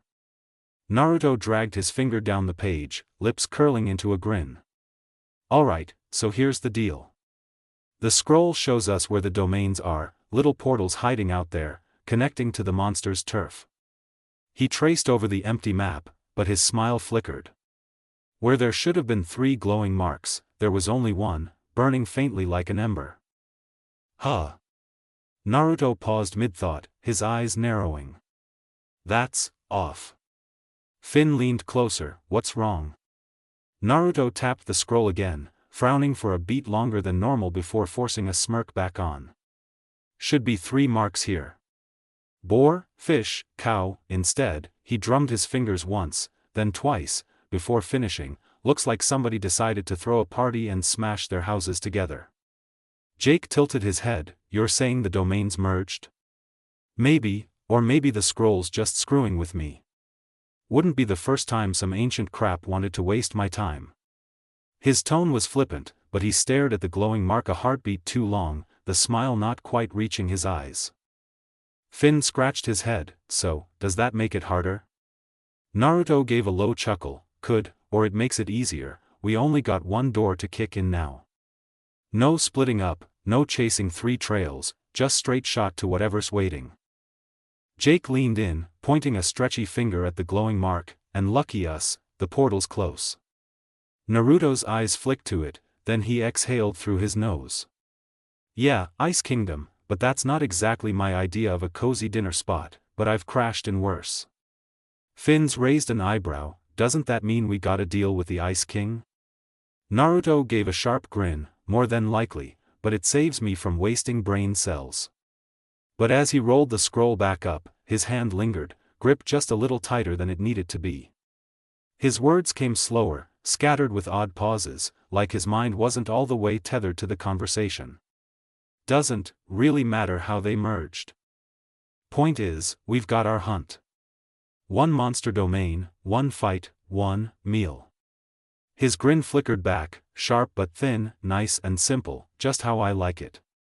Finn and Jake traded a quick glance, catching the weird rhythm in his words, the way his sentences broke and restarted, how his gaze kept drifting somewhere past them.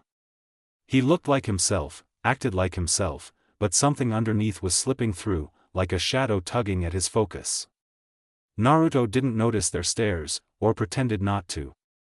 He tucked the scroll behind his head again, hands laced over it with his usual lazy swagger. "Come on, we've got a date with a frozen buffet, first one to chicken out's buying dinner." He laughed at his own jab, loud and careless, but when the sound died away, there was a hollowness in his eyes that the joke couldn't quite cover. Naruto lingered a moment longer with the scroll, even after Finn and Jake had started down the path ahead. The parchment pulsed faintly in his hand, the glowing mark circling itself with crackling arcs of drawn lightning. It wasn't real lightning, just an image, but the design stirred something sharp in his chest all the same. His smirk thinned, fading under a heat that wasn't from the sun. "It's not him," his thoughts bit down, steadying, "so calm down, just a mark, just a map." The heat pressed harder, a simmering anger he hadn't called for. His jaw clenched, breath slipping heavier through his nose. For half a second, the image of tearing that mark apart burned behind his eyes. "Not him, not yet, you'll know when it's him, don't waste it now." He exhaled hard, loosening his grip on the scroll before it crumpled under his hand. His smirk flicked back into place, thin, shaky, but there, and he shoved the parchment behind his head again, chasing after Finn and Jake like nothing had happened. The walk stretched long through the grasslands, the forest thinning into wide rolling hills where the wind combed through the tall grass in silver waves. The sun hung warm overhead, bright enough to bleach the edges of everything. Finn jogged ahead a few steps, sword bouncing at his side, while Jake ambled along, tail swishing. "So," Finn piped up, eyes flicking back toward Naruto. "These monsters, what do they even look like, are they normal, or," he widened his hands, "huge and crazy?" Naruto chuckled under his breath, "Bigger than a normal animal, maybe twice my height, I wouldn't know since I've never faced the things, they could be uglier." Finn's eyes widened, "Ugly how?" Naruto tilted his head, pretending to think. "Well, the scroll gives some basic descriptions, so imagine if a cow and a thunderstorm had a baby. Then someone fed it fruit until it exploded." Jake barked a laugh, "Dude, that actually sounds kinda tasty." Finn scrunched his nose, but he was smiling. Naruto's smirk lingered, but his eyes slid ahead to the horizon. "They'll see soon enough. No point in painting it all for them now." Finn asked again, more curious, "And the boar? What's it do?" "Eats salt and breathes fire," Naruto said flatly. Finn blinked, "Wait, really?" Naruto shrugged, could be it just snores loud." Jake gave a low whistle, "Man, you're the worst tour guide ever." Naruto grinned at that, "Hey, you're not paying me, so shut it." The three of them carried on like that, Finn throwing questions, Naruto batting half of them away with short answers or twisting them into something absurd, Jake egging it all on. It filled the walk with noise and laughter, but every so often Naruto's gaze drifted, to the grass shifting in the wind, to the clouds curling above. His thoughts itched at the edges, half-formed and unwanted. He shoved them down, focusing instead on the two idiots beside him. By the time the hills dipped low, the air had turned colder. The grass grew brittle, edged with frost, and the breeze bit sharper against their skin. The horizon bristled with jagged peaks, pale blue and glittering, towering higher than the clouds. Finn hugged his arms against the chill, eyes bright, "So this is it, we're in the Ice Kingdom, so where's the portal?" Jake stretched his arms long, using them like a scarf to coil around himself. "Man, it's freezing already, you sure this is where we're supposed to be?" Naruto tilted the scroll lazily in his hand, glancing at the glowing mark without slowing his stride. "Yeah. Unless you know another frozen wasteland crawling with ice freaks." Finn tilted his head, "Ice King?" Naruto nodded simply. They pushed deeper into the frost, crunching over frozen grass as the air grew sharper and the light dimmed. The jagged spires of ice loomed ahead, glittering like teeth in the sun. Just as the path narrowed between two peaks, a sound rang out, high, wild, and echoing. Chaotic laughter, bouncing off the ice, shrill and unhinged. Finn froze mid-step. Oh. Jake's ears twitched. I know that laugh. Naruto's smirk curved, sharp and knowing. Guess the ice freak heard us first. The laughter swelled again, rolling down the icy cliffs like an avalanche. The cackling sharpened into form, echoing down from the jagged peaks. A sweep of blue robes fluttered above them, glittering with frost as the Ice King descended on a swirl of snow, crown crooked on his head, beard whipping in the wind. He landed with a dramatic slam that sent shards of ice scattering, arms spread wide like the stage was his alone. Fools, his voice boomed, carried on the cold. You dare tread into the icy dominion of the great and terrible Ice King, here, where my frost rules supreme. Where no adventurer dares step without. Naruto crossed his arms, leaning back on his heel, unimpressed. Finn had already pulled his sword, jaw set with battle-ready fire. Jake stretched his arms, coiling himself into a spring shape, ready to pounce. Naruto smirked to himself, a nice little fight before the feast, can't complain, messing with this guy might actually be good for a laugh. The Ice King's voice pitched higher as he kept monologuing. And you'll never escape my chilly vengeance, for I am the Ice King, ruler of all that is cold, commander of penguins. The Naruto tilted his head, cutting in loud enough to snap the echo in half. So, you were watching us this whole time, huh? The Ice King froze mid-pose, blinking. What? Naruto grinned. You popped out right when we got here, little suspicious, don't you think? Ice King sputtered, adjusting his crown. I was not watching you, I was busy, doing king stuff, ice kingly things. Finn snorted, sure you were. Jake laughed, shaking his head, man, you're not even subtle. The Ice King stamped his foot, indignant. Silence, you can't mock me in my kingdom. Naruto let his grin widen, voice dripping with mockery. Relax, Frostbite, you sound like a guy who reads his own diary out loud. You spying on us for fun, or you just lonely up there? The Ice King's beard bristled as his face turned red under the cold. Enough. He hurled his hands forward, summoning a ball of jagged ice bigger than a house. It spun in the air, glittering deadly in the sunlight, before hurtling toward them. Naruto didn't flinch. With a sharp laugh, he grabbed Finn under one arm, Jake under the other, and leapt skyward just before the ball smashed into the ground, shattering the earth into frozen shards. He landed lightly on a slope of ice, still smirking. Your aim sucks, he called up, teeth flashing. The Ice King's face scrunched. I'll freeze that smirk off. He spread his arms wide, summoning a storm. The sky blackened in an instant as winds howled, snow tearing down around them in a furious blizzard. Naruto set Finn and Jake back on their feet, his grin never faltering. Hang tight. His hands blurred through signs, quicker than Finn could follow.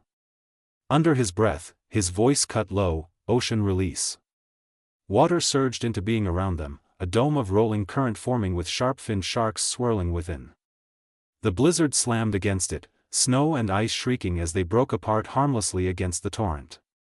Inside, the three of them stood dry and untouched. When the water faded, Naruto chuckled, eyes glinting, missed again. But his gaze snapped toward the ground where the storm had hit hardest. The snow cracked open, revealing a glowing blue portal pulsing with energy.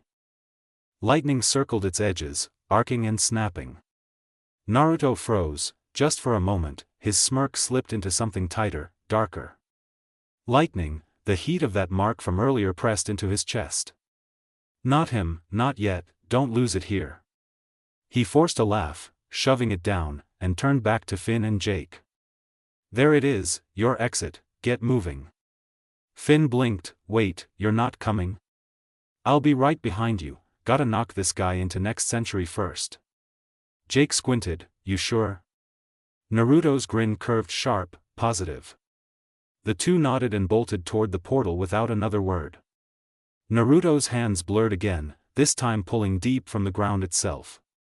Gray wood erupted upward, twisting into thick tendrils that lashed toward the Ice King like a nest of serpents. What is this? Ice King sputtered, flinging sharp spears of ice to break them apart. Naruto's grin widened, his fingers flicked through another sequence of signs, black flames roared to life along the wood, setting the tendrils alight in an inferno that didn't melt the ice but consumed it. The fire hissed, unnatural, licking closer with every writhing strike. "Try harder," Naruto taunted. The Ice King screamed, hurling wave after wave of spikes, but the burning tendrils kept coming. His crown sparked, frost erupting in panic. He didn't notice Naruto's chakra vanish from the ground. "Heya!" came a voice from behind. The Ice King spun just as Naruto appeared at his back, smirk wide. Then came the slap. It cracked like thunder, Naruto's palm colliding with his face with force enough to launch him skyward. Ice King flew like a ragdoll, crashing into the side of a mountain with an explosion of snow and glittering shards. Naruto barked a laugh, shaking his hand, "Told you your aim was trash." He turned toward the glowing portal, its lightning arc sparking against the ice. His smirk faltered for half a second, but he forced it back, running full speed before vanishing into the blue light. The portal spat him out in a rush of light and chill, and when Naruto landed ankle-deep in cool water, the grin came easy. The world around him wasn't one place, it was three smashed together. Rivers cracked through the earth in jagged lines, filling the ground with shallow, winding streams that made every step splash. Salt rocks jutted like white bones from the water, clustered alongside thick bushes and grass that somehow thrived in the brine. Towering trees stretched impossibly high, so tall their crowns punched through clouds, their trunks striped with moss and heavy bark. Some bore fruit glinting faintly, far above where anyone could reach. Overhead, the sky rippled strange, blue blending into soft gold, and every so often it shimmered like waves across its own surface. Naruto breathed it in, arms folding across his chest, smirk sharp, ocean, sky, salt, spices, all here, all three crammed together. Which means, his grin widened, eyes hungry, the beasts are too, a full course in one kitchen. The itch of excitement stirred through his limbs, pushing him forward. But then the sky cracked open, lightning split the heavens, jagged and white, searing across the clouds. For an instant, Naruto's eyes flared darker, deep red bleeding into black.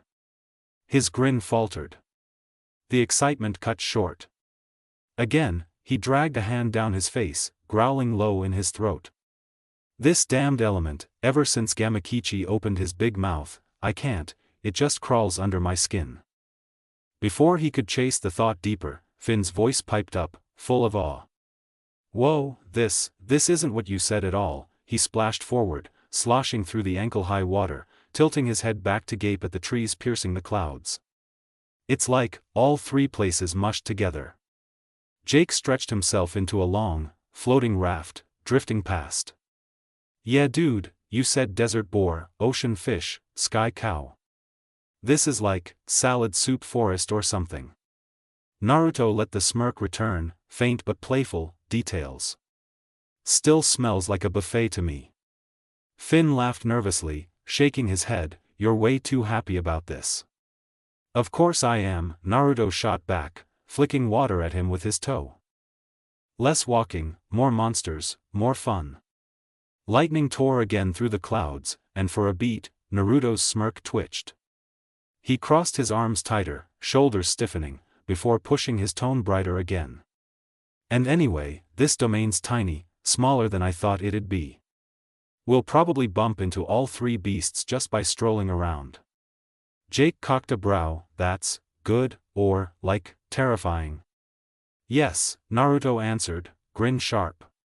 Finn lowered his sword, tilting his head. "So what's the plan then? We just look around?" "Pretty much." Naruto dragged the scroll from behind his head and waved it lazily. "We gather the stuff for ramen, the water's good. Seasonings'll be mixed in the salt rocks. Fruits and veggies are way up there." He jabbed his chin toward the sky trees. "And there's wheat growing out of this soup we're walking in." Naruto chuckled, stuffing the scroll back. "Main thing is, we grab enough so I can eat ramen for the next 100 years. Finn stumbled. 100 years, why do you even need that much?" Naruto grinned wide, fox-like, why not? Finn huffed, that's not even an answer. Jake laughed, patting Finn's head, we are not gonna get a straight one out of him, just roll with it. They splashed forward together, scooping bits of what they could, herbs that clung to the rocks, small clusters of salt, even tugging at the stubborn wheat stalks in the shallows. Finn kept peppering Naruto with questions about the beasts, about the forest, about why ramen of all things, but Naruto danced around every question, teasing or twisting his words, never giving him more than half an answer. Then lightning cracked again, closer this time, splitting a tree trunk high above. The boom rattled the water, and Naruto's head snapped up, a guttural growl tearing out before he could stop it. His eyes glared skyward, teeth bared, as if daring the storm itself to strike again. Finn froze. Naruto? Jake stretched himself between them, cautious. Dude, every time it lightnings, you go all ragey, you okay man? Naruto exhaled through his nose, sharp and heavy. His smirk slid back, thin and biting. Lightning just pisses me off, always has. Finn frowned, sword dipping a little, that's kinda specific. Jake rubbed his chin, ears flicking, maybe we should just head back to the treehouse, yeah? Let the storm do its thing.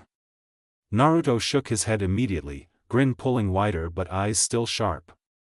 Nah, we're already here, be a waste to quit now, he splashed forward again, flicking water with each step. Come on, food's waiting. Finn glanced at Jake, uneasy, but followed. Jake stretched after him, muttering under his breath. Naruto led, shoulders tense under the weight of every crack of thunder, but his grin never faded. Keep moving. Keep laughing, you won't take this from me, not here. Gathering took longer than expected. Naruto's demands were outlandish, more salt, more herbs, more stalks of wheat than Finn and Jake thought one person could ever need. Every handful went straight into Finn's backpack, the straps creaking under the weight until it bulged like a swollen fruit. Jake muttered more than once about how ridiculous it was, stretching his arms to shove bundles of wheat and fruit down into the pack while Finn puffed and groaned under the load. By the time the bottom seams threatened to split, they all agreed to stop. They all quickly decided if they wanted more, they would just come back after their fight with a whole lot of backpacks. After that, they started walking again, Naruto sliding the scroll away into his sash. The domain stretched wide around them, endless forest broken by ankle-deep streams, shadows thick under the clouds above. Thunder cracked more often now, sharper, closer. Each time, Naruto felt his teeth grind, his shoulders knotting tight, though his smirk never slipped. Finn kept his rose sword in hand, blade glowing faintly in the gloom. Jake stayed stretched into long, looping coils, his body shifting defensively as they moved. After a while, Finn frowned, shouldn't we have seen something by now? These monsters are supposed to be huge, right? Jake looked around, ears twitching, yeah. How do you lose a giant fish, cow, and boar in a forest that's basically a puddle? Naruto chuckled under his breath, low and tight. When they want to be found, they'll be found, big things don't hide, they wait. As if the word summoned it, the world split. The ground shuddered, streams boiling as fire flared from beneath, water roaring overhead in waves that bent like walls, thunder spearing down from the clouds in furious chains.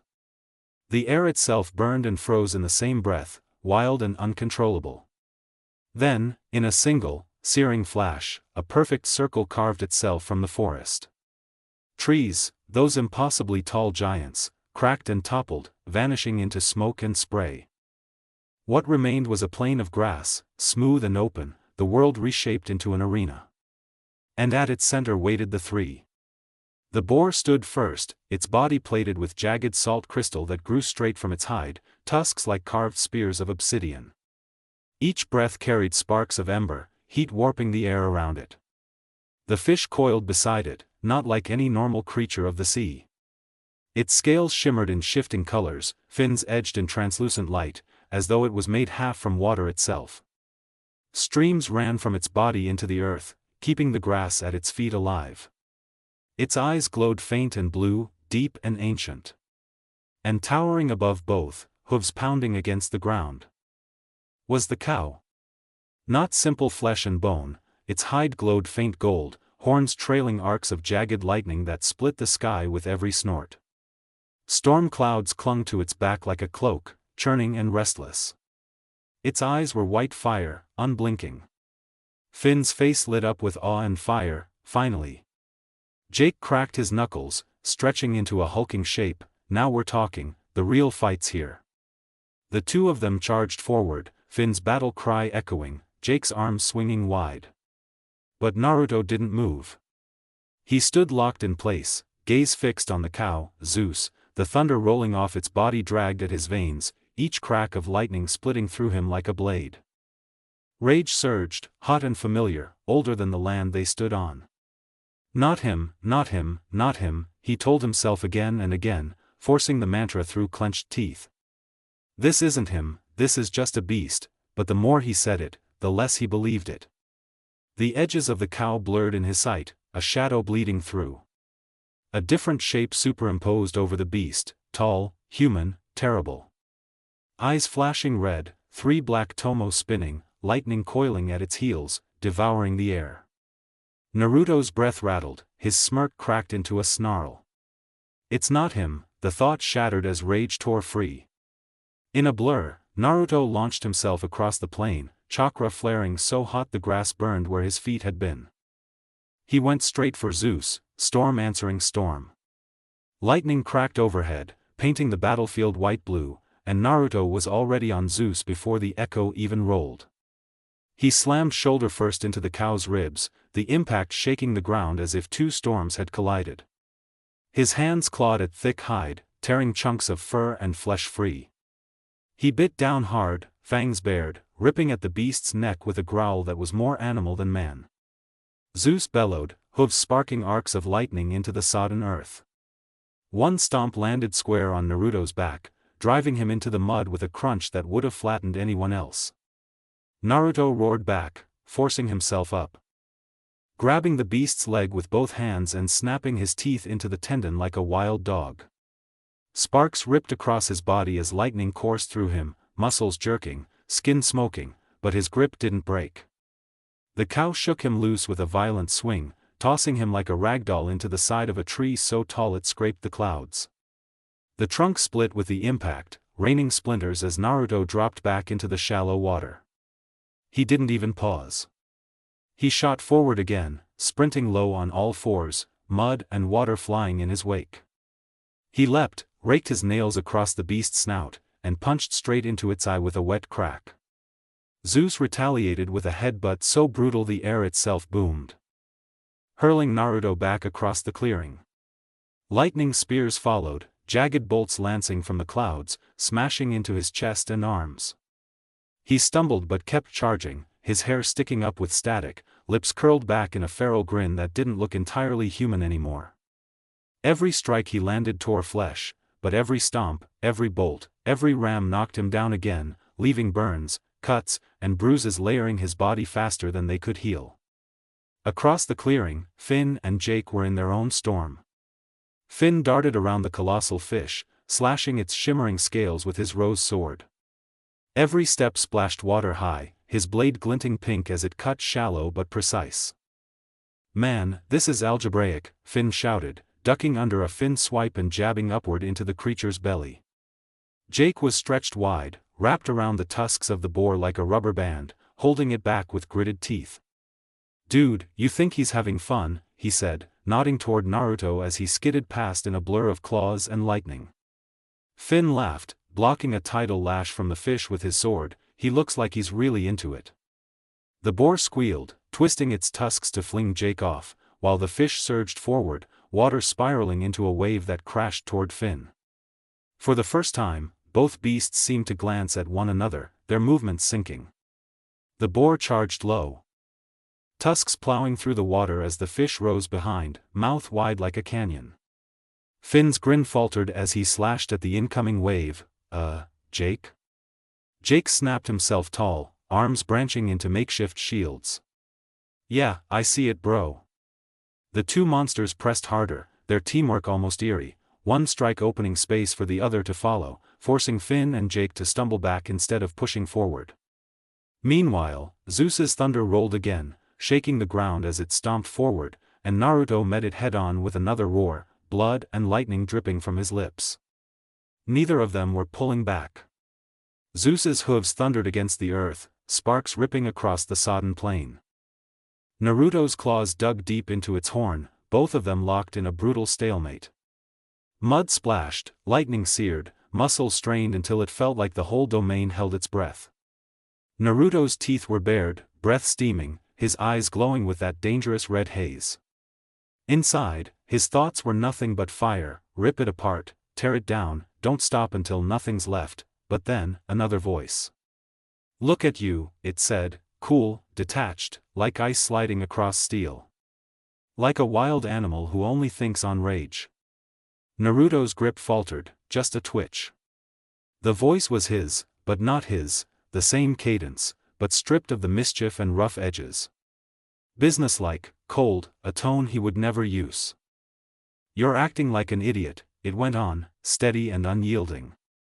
Letting memories of that Tem get to you, when you know for a fact he's dead. And certainly not standing in front of you.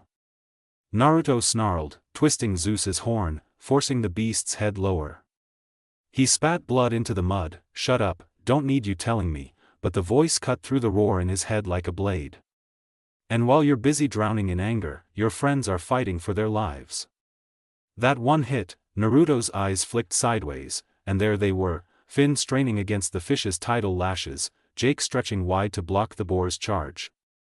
Both were giving everything they had, but they were being worn down. Step by step. Finn's rose sword chipped, cracked, then with a sharp snap the blade broke in two. Something inside Naruto shifted, the rage bent inward, compressed until it felt like fire smoldering in his chest instead of exploding out. His lips curled in a bitter grin. He roared, chakra flaring white around his fist. One-handed seals blurred while he still held Zeus back with the other. The storm winds around them bent, sand rising in gleaming grains from the wet earth, carried on a cyclone that howled like a desert god. Sandstorm release. He drove an uppercut into Zeus's jaw, and the white sand erupted upward in a spiraling blast. It tore through fur, bone, and muscle like a million tiny blades. The wind screaming so sharp they split the air itself. Zeus's bellow was cut short as the storm cleaved him in two, his body shearing apart mid-roar before crashing into the grassland in halves that smoked with blood and static. Naruto flash-stepped, vanishing from the kill before the corpse even hit the water. He reappeared between Finn and Jake just as two massive attacks barreled toward them, a wall of crashing water from the fish, and a stampede of tusks conjured by the boar's roar. Black chakra surged from his back like wings of shadow, spreading into a barrier that slammed into both assaults. Shadow kept strong, even as the world shaking, as water and force broke harmlessly against the dark shield. It made Naruto's eyes flick back, grin crooked. Thanks Shadow, he said under his breath. He then spoke aloud, directed to Finn and Jake, sorry for leaving you guys with these two. Though, even if I wasn't here right now, I know you would eventually handled it. Jake exhaled, stretching his fists bigger, man, you sure know how to make an entrance. Finn smirked, holding his broken sword, glad for the save. Naruto let the shield of black chakra recede, the ground steaming where it had blocked the storm. Can't wait to eat after this, he muttered, voice low and playful again, though his eyes were still sharp. He tapped his chin, glancing at the monsters pacing on the other side of the clearing. Now, Singe release would cook you too, so that's out. Plant release, I use it too much. Plasma? Heh, looks cool, but same problem as Singe release, clones might be easiest. His grin widened, half talking to himself, half teasing them.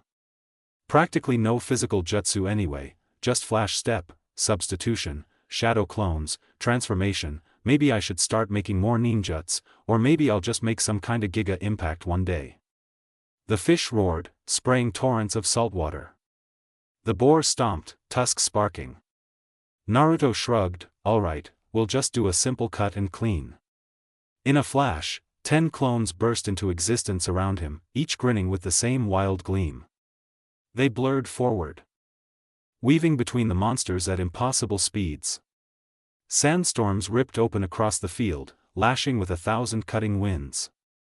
From the water at their ankles, sharks and whales rose like summoned titans, snapping and crashing into the beasts' hides.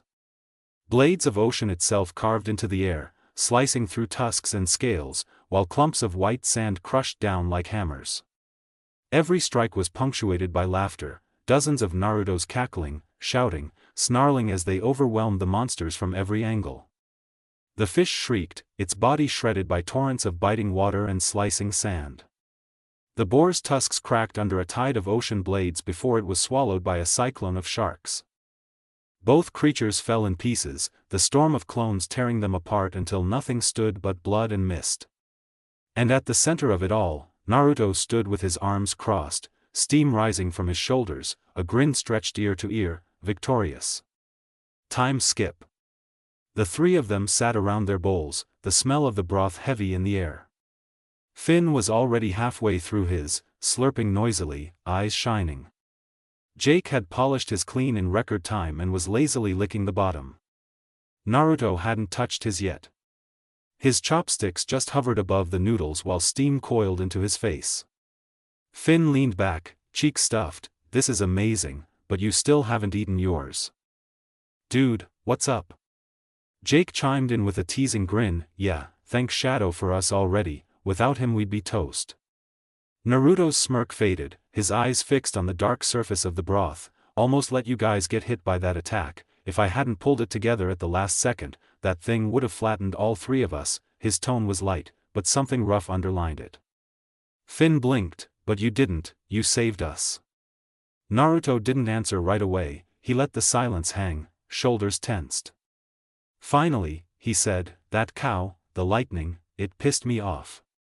Reminded me of someone I thought I'd buried long ago." He leaned back, eyes narrowing, grin gone. "Sasuke Uchiha." Finn frowned, tilting his head, "But you told us about him before, your first big fight. You said you didn't hate him, so, why get so mad?" "I don't hate him," Naruto said quietly. "Not then, not now, that'll never change, but..." He clenched his chopsticks so hard the wood creaked. "What I felt back there wasn't hate, it was rage, because of what Gamakichi told me today. After all the shit Sasuke did, all the pain, he never paid for it. Not once, no punishment, no balance, while my F.A., his lip curled with the pause. He is just left to walk free in the afterlife, while I slept." The air went heavy, Finn glanced down, unsure what to say. Jake, though, leaned back and let out a long breath. "Okay, I'm gonna say something, and I want you to hear it." Naruto looked at him sideways, brow raised, "Yeah." Jake's voice was calm but firm, "Forget him, forget Sasuke, you're letting him stick around in here." He tapped his temple with a stretchy finger, "when he's already long gone." Naruto scoffed, "Easier said than done." "Yeah, maybe," Jake shrugged.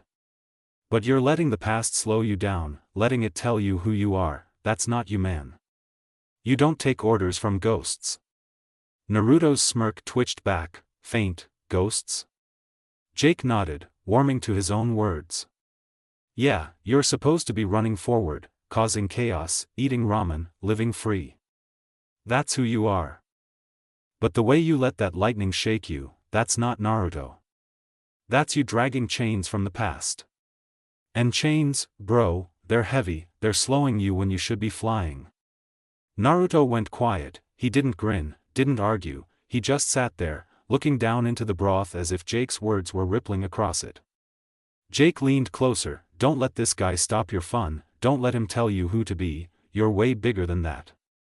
Naruto's chest rose with a deep inhale, for a long moment, nothing. Then, slowly, the grin returned, wider, sharper, but this time warmer around the edges. He barked out a laugh, shaking his head. "Damn, you're right, why the hell are you more mature than me?" Jake smirked, leaning back smugly, "It's what I do, wisdom baby." Naruto laughed harder, wiping a tear from his eye. "If I'd figured that out myself, I'd have finished this ramen before it went cold." He held up the bowl. "You're right, simple as that, no point fixating on the past when the present tastes this damn good." Jake eyed the steaming broth hungrily. Still looks good to me. Naruto finally lifted the bowl, grin curling sharper. Inside, though, his thoughts turned heavier. Jake's right, I'm supposed to be a storm, chaotic, free, unbound. And yet I let the memory of that bastard drag me down. He's dead, he shouldn't matter, I won't let him dictate my fun anymore, even if I was only faltering for one day. He chuckled at that. But then, his eyes hardened, the grin twisting into something fierce. Still, just because I won't let him haunt me doesn't mean I'm done with him. No, the next time I see that bastard soul, I'll tear it apart into nothingness. Erase him completely, and then the world will feel right again. With a flick of his fingers, he summoned a black flame, tiny but searing, and used it to reheat the broth. Then he downed the entire bowl in seconds, setting it aside with a satisfied sigh. That was really good. Finn laughed, clapping his hands. Jake shook his head. Man, you're weird, resolve your whole inner storm in one breath and then just chow down. Naruto smirked. Wiping his mouth, I'm simple. Why complicate things when you're right? He stretched, standing tall. Alright, you two head back home, I'm cutting this place down to stockpile the food. Might even grab something red for Marceline. Jake raised an eyebrow. How are you gonna haul all that? We barely had space in Finn's backpack, remember? Naruto let black ink spill across his palm with a grin. Been itching to try something new with ocean release. Finn and Jake exchanged a glance, then stood. Okay, Finn said. We'll see you at the treehouse. Naruto waved them off. When they were gone, he bit his thumb, smeared blood across his palm, and flew through hand seals. Gamakichi appeared in a puff of smoke. Still small in his new form. Yo, Naruto said, smirk sharp again. Got a message for you to deliver to a certain someone. Gamakichi tilted his head. That was fast. What's the message, and who's it for? Naruto's eyes burned red as his grin widened. Tell the bastard to go fuck himself, and when I see him again, I'll tear him apart. Gamakichi nodded once before vanishing, smoke curling in the wind. Naruto stood alone in the merged forest, arms folded, grin curling wider. The storm in him had stilled, but the fire was hotter than ever. The castle smelled faintly of warm sugar and polished marble. The throne room itself gleamed under the late afternoon sun, shafts of light piercing through its tall stained glass windows and scattering candy-colored patterns across the floor. Guards shuffled outside the great doors in steady rhythms, their peppermint boots clicking faintly, while somewhere down the hall a candy servant hummed off-key as they swept. The throne room smelled faintly of caramel and smoke, torches sputtering softly as shafts of afternoon sun cut through the high stained glass windows. Pinks and yellows slanted across polished candy tiles, scattering reflections like shards of sugar across the floor. The air was warm but quiet, only the muted clink of trays from the kitchens below, the shuffle of gumdrop guards outside, and the distant hum of her kingdom carrying on as it always did. From her throne, Bubblegum sat still, chin propped against one hand. Before her, a neat tower of parchment leaned precariously, reports stacked on complaints stacked on requisitions. Normally she'd slice through them methodically, as precise and detached as always. But today her eyes drifted, not to the words, but to the pattern beneath them. Too many similar phrases, repeated grievances, coordinated demands. Not the noise she was used to. Her sigh slipped out before she could stop it. Peppermint Butler stood at her side, ever silent, hands folded neatly in front of him. He'd been with her long enough to read the shape of her silences. After a moment, he tilted his head and spoke. They're stirring again, princess. The words were dry, almost lazy. He said them the way someone comments on the weather. Bubblegum sat straighter, her gaze narrowing. Yes. But not in the way you think. Pep didn't even blink. They always stir. They gather. They shout. They wave their little signs. And then they go home when their feet hurt. By next week they'll be back to fighting over frosting flavors. Her lips pressed thin. This isn't shouting. He gave the smallest shrug. It always looks louder when you're sitting up here. You worry too much over squeaky wheels. Bubblegum's voice sharpened, just enough to cut through the air. It isn't louder, Pep. It's clearer. Organized. They're not just stomping around the courtyards, they're writing. They're spreading ideas. They're asking for leaders. Pep's peppermint eyes flicked toward the stack of parchment, then back to her. His tone didn't shift. Ideas rarely last long in the Candy Kingdom. You know this. Most of them melt. But this one isn't melting, she shot back. It's holding. It's growing. There was a pause. The torches popped. Pep finally hummed. Then perhaps it's time you design a system for these inconveniences. A protocol. Something that spares you from giving them so much of your energy. I don't usually give them my energy, she countered, her fingers drumming against the armrest. Because usually it's noise. But this, she gestured toward the parchments with a sharp motion. This isn't noise. It's focus. It's organization. And that means whoever is behind it is smarter than the average rabble. Pep was quiet for a long moment, and when he finally spoke, it was with a wry little smirk. So you're saying you want to take them seriously this time? Bubblegum's jaw tightened, her thoughts racing even as she forced herself to stay composed. I don't want to. I have to. Peppermint Butler tapped one stubby finger against his round middle, thoughtful. If you're truly concerned, then why not send more guards? Double the patrols. A few arrests and the grumbling will quiet down. Bubblegum shook her head, eyes still fixed on the parchment. That only makes martyrs. It hardens their resolve. They're not afraid of the guards anymore, Pep. They're learning. Then let them learn, Pep replied evenly. They'll get clever, they'll feel proud of themselves, and then eventually their stomachs will rumble, and they'll realize it's easier to stand in line at the bakery than to march with empty bellies. His casual dismissal tightened something in her chest. She turned to him fully now, her voice clipped. That's what worries me. They're not marching hungry, they're preparing. They're pooling supplies. Sharing strategies. If I wait for them to starve, I'll wake up with a rebellion in my streets. The silence after that was heavy. Pep only tilted his head. Unfazed. So what then? You can't reason with sugar storms. They burn fast and they scatter. And if this one refuses to scatter? He let the sentence dangle, his peppermint eyes glinting faint amusement, Bubblegum's nails dug into the armrest. Then I'll need help dismantling it before it grows into something I can't control. Pep perked a little, the faintest smile curving his mouth. Help from Finn and Jake, then? They'll enjoy the chance to swing their swords around. Finn especially. Her mouth pressed thin again. She thought of Finn's eagerness, Jake's laziness, and how both could crash through a problem like a hammer through spun sugar. No. Not this time. I need someone who can be unpredictable. Her gaze flicked to the window, catching the sunlight burning across the glass. She could already imagine a flash of orange cutting across the sky, someone chaotic, but not reckless. Pep blinked once, very slow. Ah. Him. Bubblegum leaned back in her throne, her hands clasped tightly in her lap. The thought of involving Naruto gnawed at her mind. She knew too well the destruction he could unleash, the windows he could shatter, the walls he could tear down, the chaos that seemed to trail him like smoke, yet.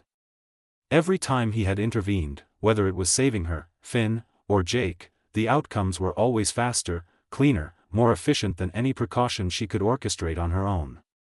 His methods were unpredictable, yes, but effective. A few times now she had witnessed that spark of chaos turn into something decisive, decisive enough to save lives she had feared were lost. It was a double-edged sword. Counting on him meant trusting someone who didn't follow her rules. Someone whose energy could as easily destroy her throne room as dismantle her enemies. But right now, that very unpredictability was exactly what she needed. Bubblegum leaned back in her throne, her hands clasped tightly in her lap. The thought of involving Naruto gnawed at her mind. She knew too well the destruction he could unleash, the windows he could shatter, the walls he could tear down, the chaos that seemed to trail him like smoke, but right now, it was what she needed. Bubblegum pressed the communicator tightly, letting her fingers drum against the edge as she waited. Finn? Jake? She said once the line clicked. Finn's voice came first, cheerful as always. Hey princess, what's up? I need Naruto's help, she said carefully, making sure her voice sounded controlled. There was a pause on the other end. Then Jake's smooth tone, slightly teasing, floated through. Oh. He doesn't really live with us anymore, princess. Bubblegum's brow furrowed. He doesn't? Finn's voice chimed in again, sounding almost sheepish. Yeah, he's kind of doing his own thing now. But don't worry, we know where he is. We can send him your way. Her fingers tightened around the communicator. You knew about this, and didn't think to tell me sooner? Jake let out a soft chuckle. We figured you'd figure it out when it came up. Plus, he's Naruto. She exhaled slowly, shaking her head. Fine. Thank you. Just send him quickly. Finn giggled nervously. You got it, princess. The line clicked off, leaving her staring at the communicator. A twinge of confusion lingered. Why wasn't she told earlier? But she pushed it aside. Time was short. Peppermint Butler, standing quietly beside her, inclined his head. Well? He asked, voice calm. Do you trust this boy enough to gamble on his chaos? Bubblegum pressed her lips together, glancing at the scattered papers on her desk. I don't like it, she admitted, finally. He's reckless. He doesn't follow orders. He could tear half the castle down before we even get to the rebellion. Pep's gaze didn't waver. And yet every time he intervened, he saved lives, correct? More effectively than anyone else at your disposal?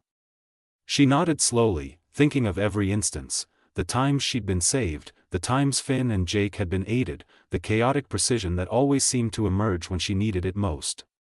Yes. But it's a double-edged sword. I'm trusting him to save us while also trusting him not to destroy everything in the process.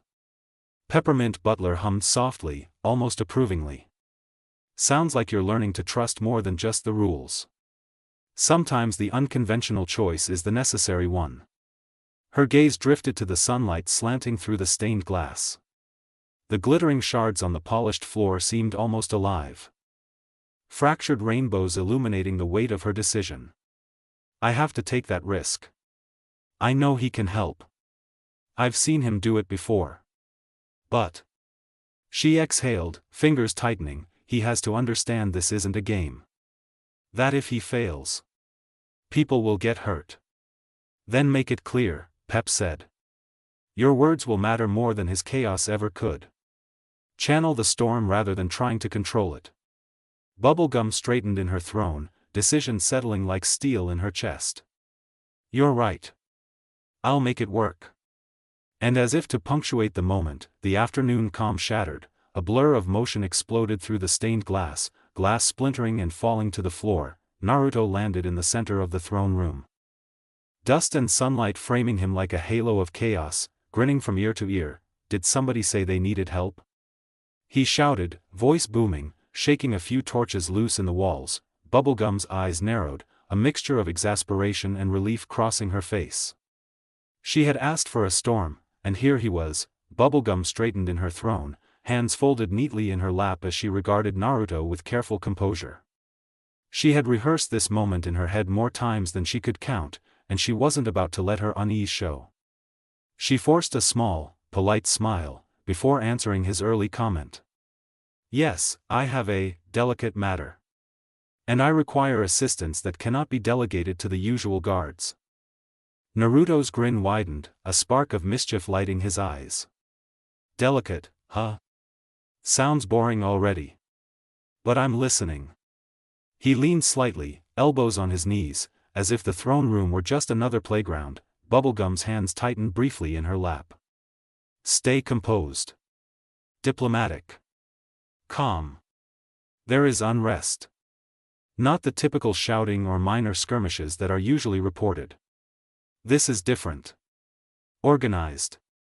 Coordinated. It's gaining strength in ways that are difficult to track. Naruto tilted his head, curiosity sharpening behind the grin. Organized, huh? And you brought it to me because... She paused, careful to keep her voice even, keeping the princess mask in place. Because you are unpredictable. Effective.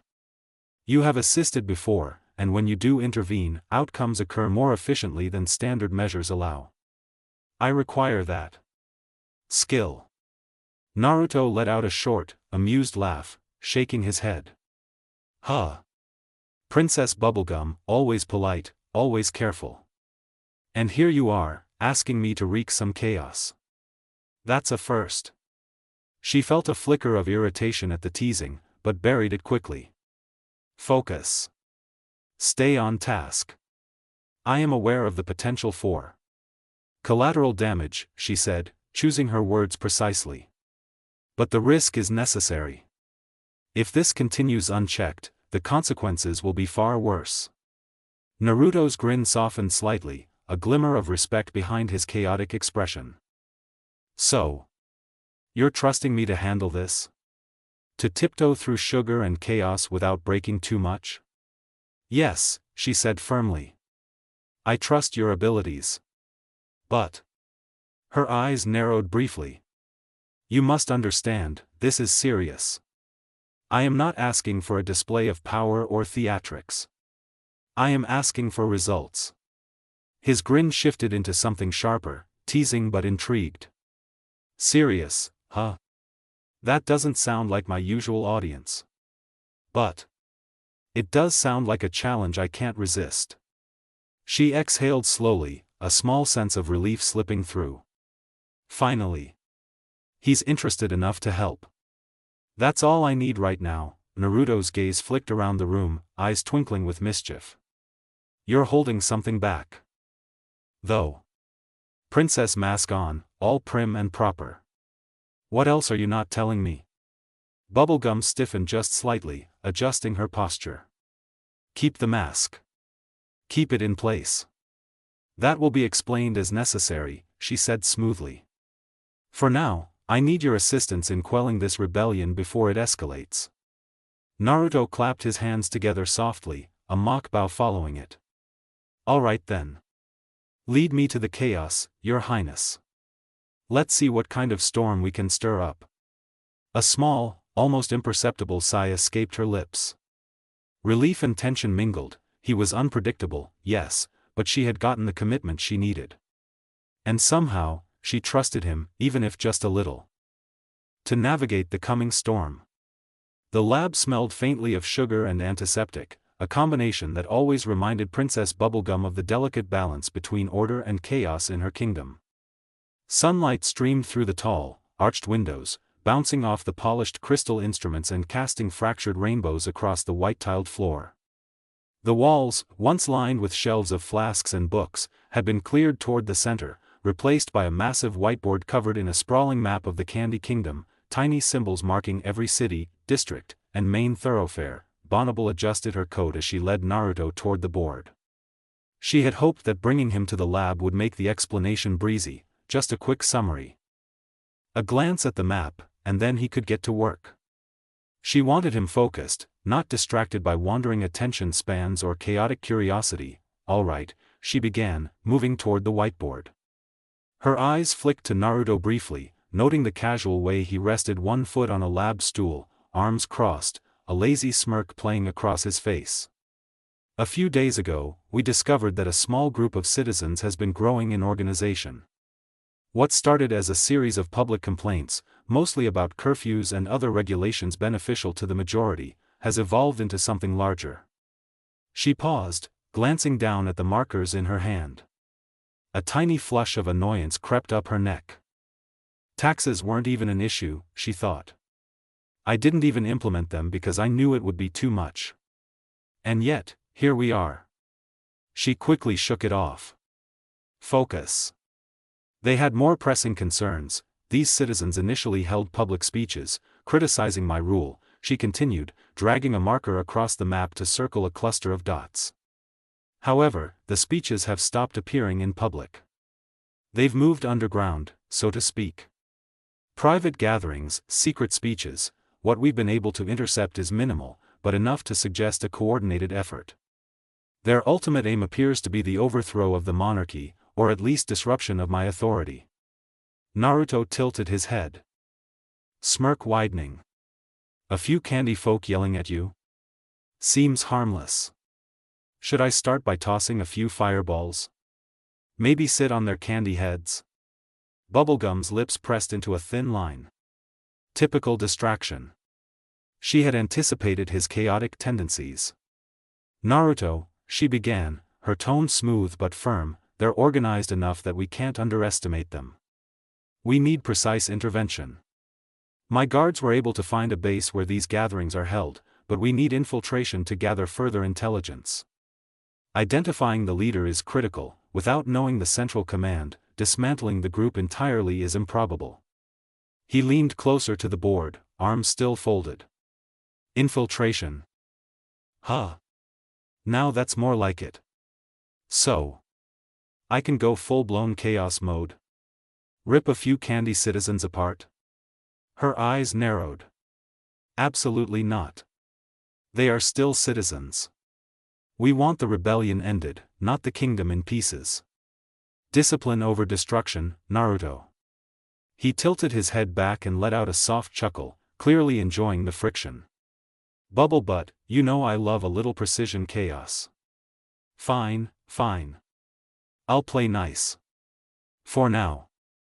His smirk was mischievous, but there was a sharpness in his eyes that told her he was listening, processing, and calculating.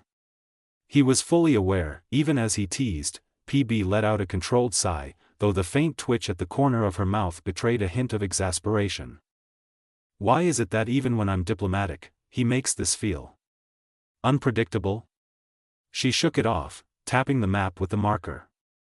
As I was saying, the base we've located is relatively small, but heavily guarded.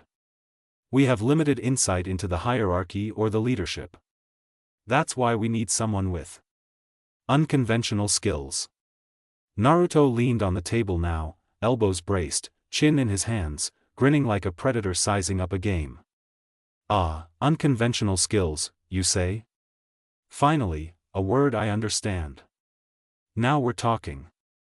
So how much terror can I inflict in this little candy clubhouse?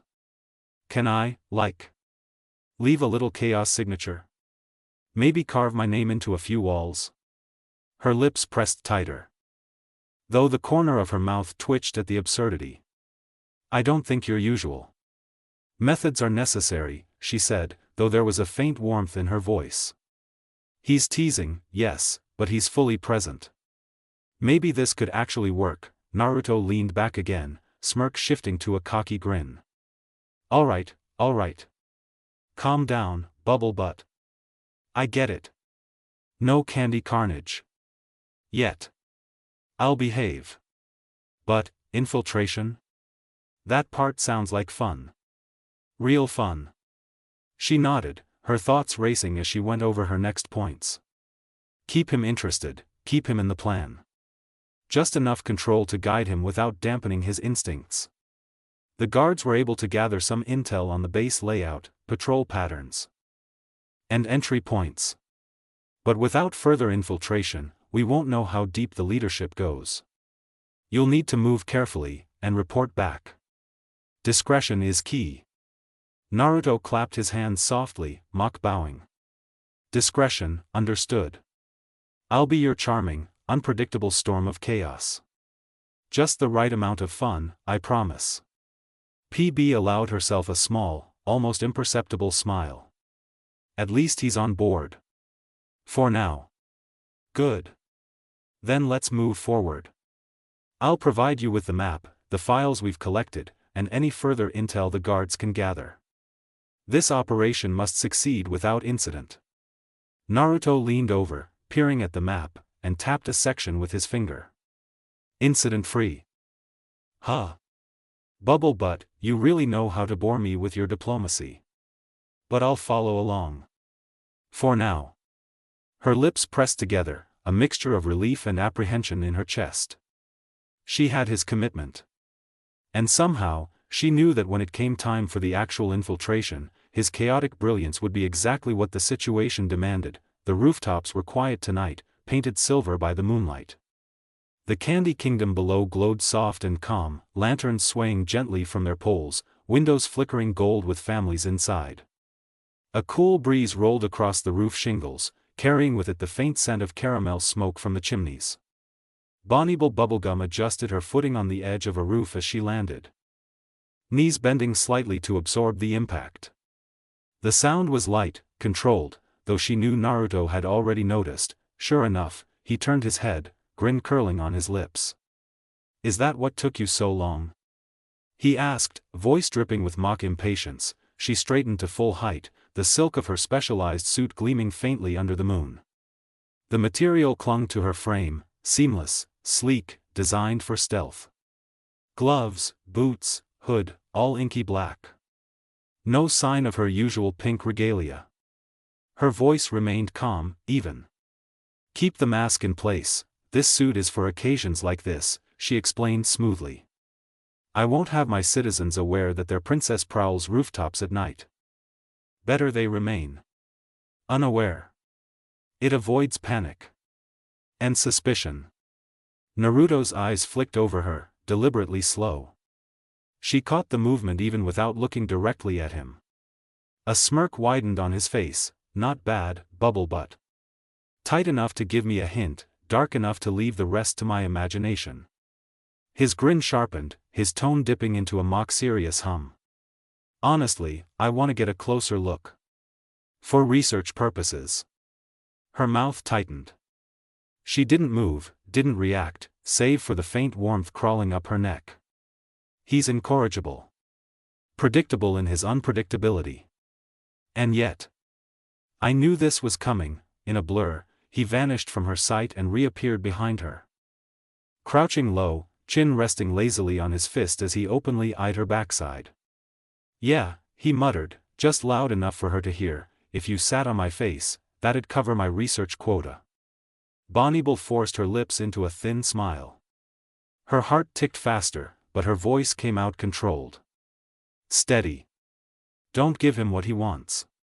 He feeds on reaction, the silk weave allows for maximum mobility," she reminded herself, in thought more than in tone. "It's functional. Designed for movement without restriction. Not for this." Still, she hadn't accounted for just how form-fitting it looked outside her lab. Behind her, Naruto murmured under his breath again, "Could just take a bite out of that thing." "Enough," she said, sharper now, though still composed. She turned her head slightly, eyes narrowing. "We still have an infiltration to conduct." Naruto stayed crouched, gaze unashamed. Right. But tell me, why are you here, Bubble Butt? Pretty sure I could knock this whole setup down myself. Maybe even do some extra cleaning in the pipelines if you're into that." She caught the innuendo immediately, but chose to ignore it, folding her arms instead. "Because you're a wild card. You have skills no one else does. And yes, you have the strength." She paused, careful with her words.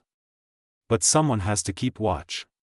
To make sure the storm doesn't consume everything in its path." Her mask held, but in her mind the reasoning cut deeper. "It isn't just that. I can't delegate this.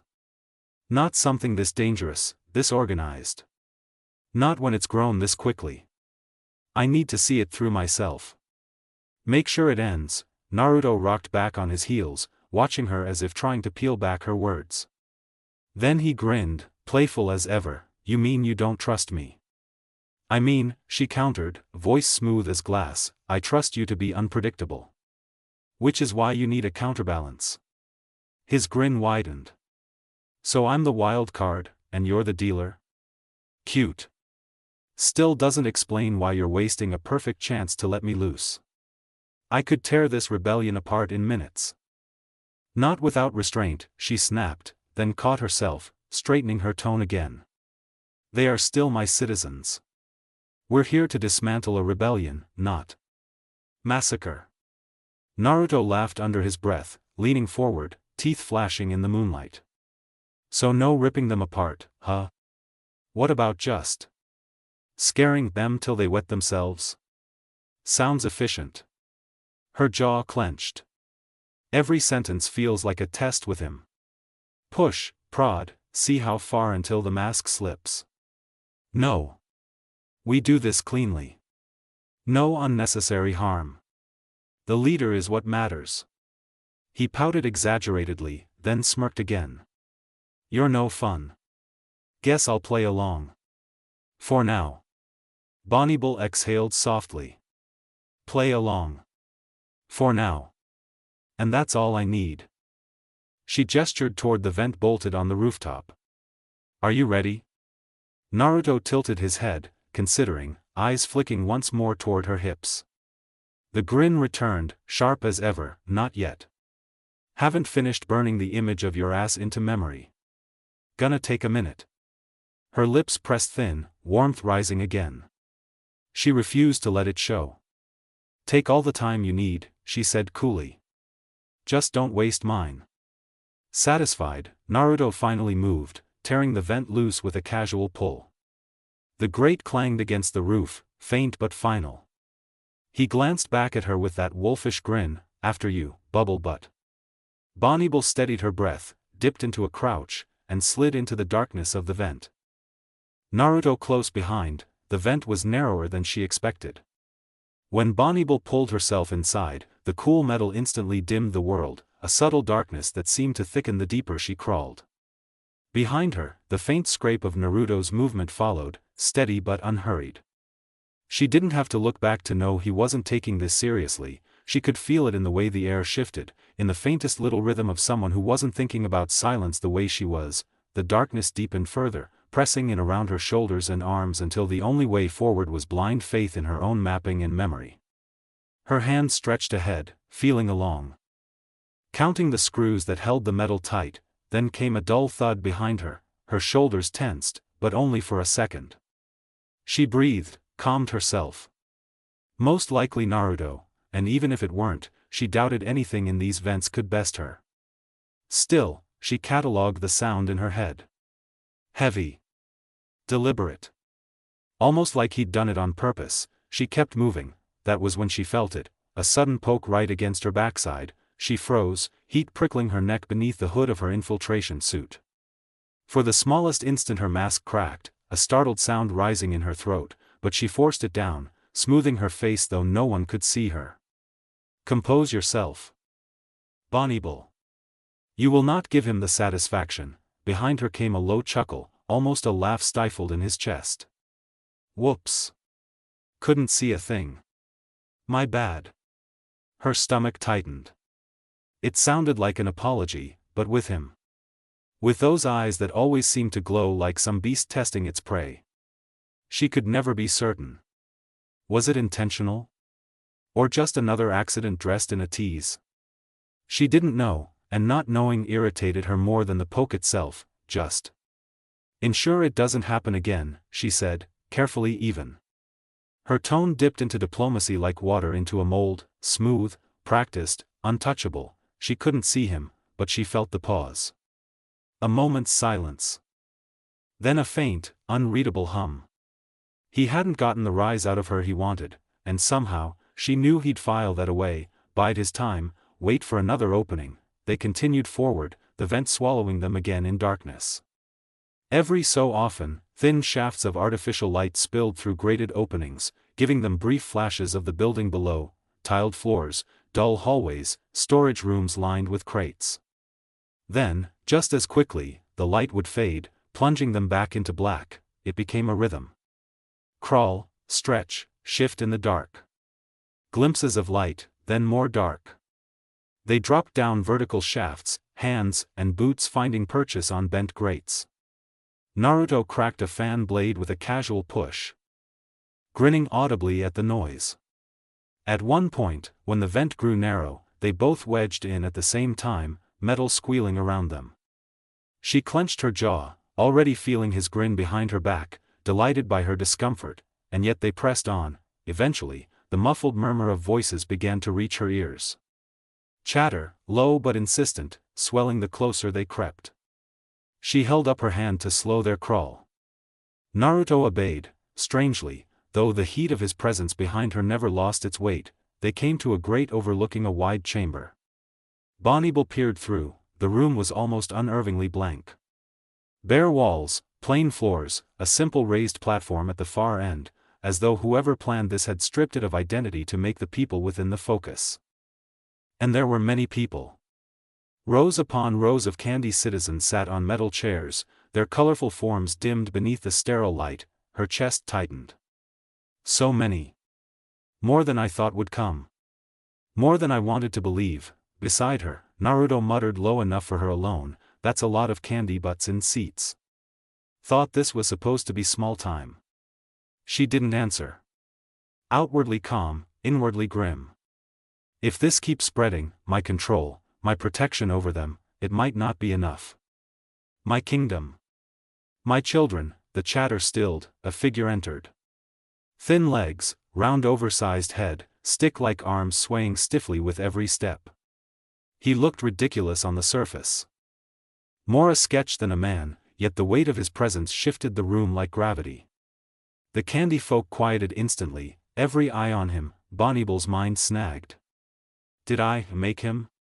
I don't remember a Mr. Cake Pop. Mr. Cake Pop took his place on the raised platform, the strange gravity of his bulbous head making every step deliberate.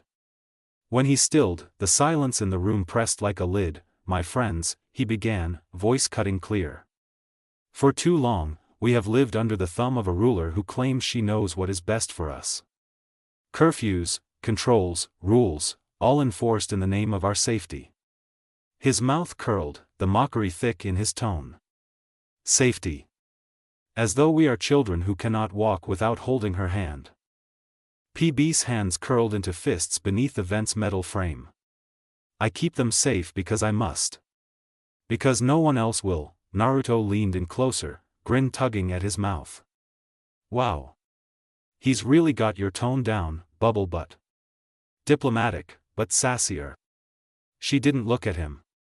She wouldn't give him the satisfaction. Mr. Cake Pop lifted his arms wide, the light catching on the gloss of his candy skin. "I have walked among you. I have listened. I have seen the weariness in your eyes when the bells toll for curfew.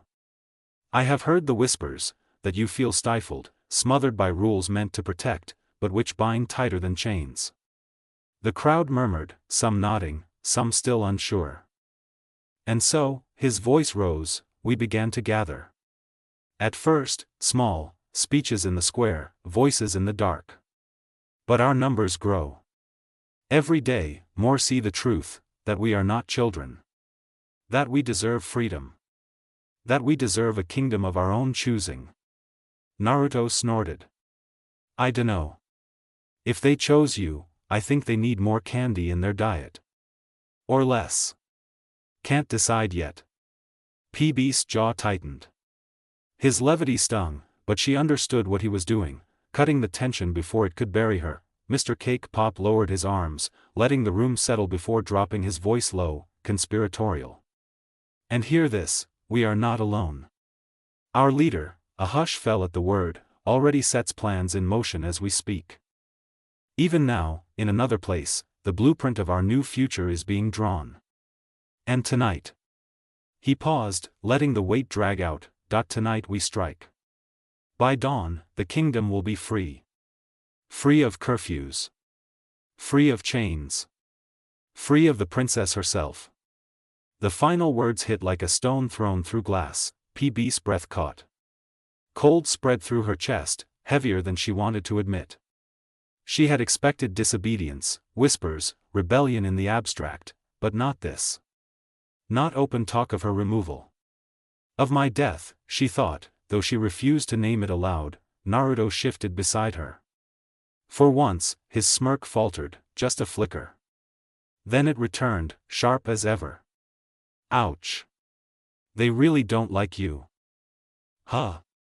His tone was playful, but there was an undercurrent, his way of checking if she was steady. She kept her mask firm. It doesn't matter what they believe. They are still my citizens. I must protect them, even from themselves. But inside, her thoughts twisted. They are my children.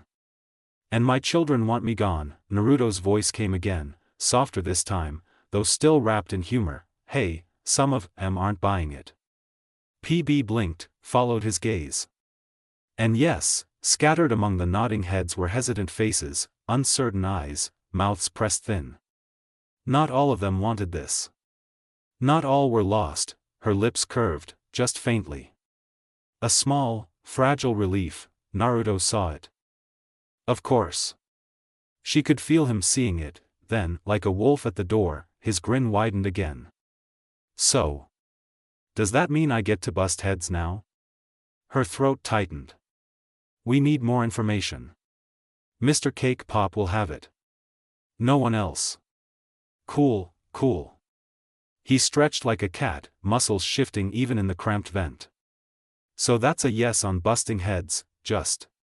Gently. Accept him. Her eyes narrowed. Try not to hurt anyone but him. The grin sharpened into something animalistic, dangerous. She swallowed. The storm was about to break. Naruto didn't wait for permission.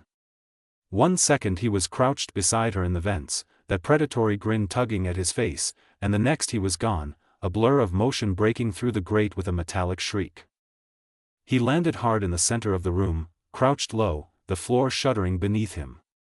For a single heartbeat, the crowd froze, candy eyes wide, mouths hanging open. Then he moved, faster than any of them could react. Naruto launched himself into the mass of seats.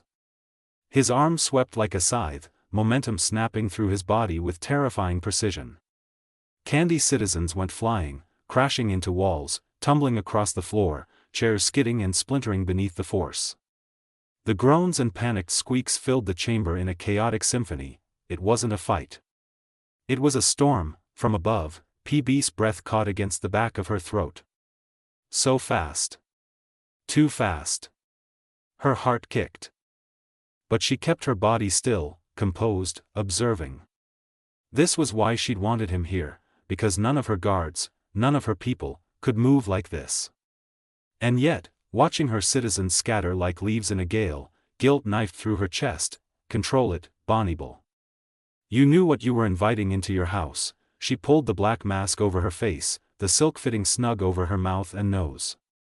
The vent's cool metal pressed against her palms as she slid forward, found her opening, and dropped. The air rushed past her as she fell. Her boots struck the floor with a solid thud, her body folding neatly into a crouch. She rose slow, deliberate, a shadow in her own kingdom. A princess masked like a thief. Around her, the room was in shambles, chairs overturned, candy citizens groaning as they clutched their arms, their heads. Some scrambled to the walls, eyes wide with terror at the boy who now stood dead center, posture loose, grin sharp as fangs. Naruto glanced her way, eyes glinting animal bright. Took you long enough, bubble butt. I already started the party without you. She smoothed her voice, calm, clipped, diplomatic, even as her pulse raced. You've made quite the entrance. But inside, she was thinking, and I've unleashed a storm I may not be able to call back. The storm's echoes still rattled through the chamber when she and Naruto closed in on their target. Mr. Cake Pop had been knocked clear off his feet in the chaos, the spindly stick of his body sprawled awkwardly across the cracked floorboards, head wobbling atop his narrow frame.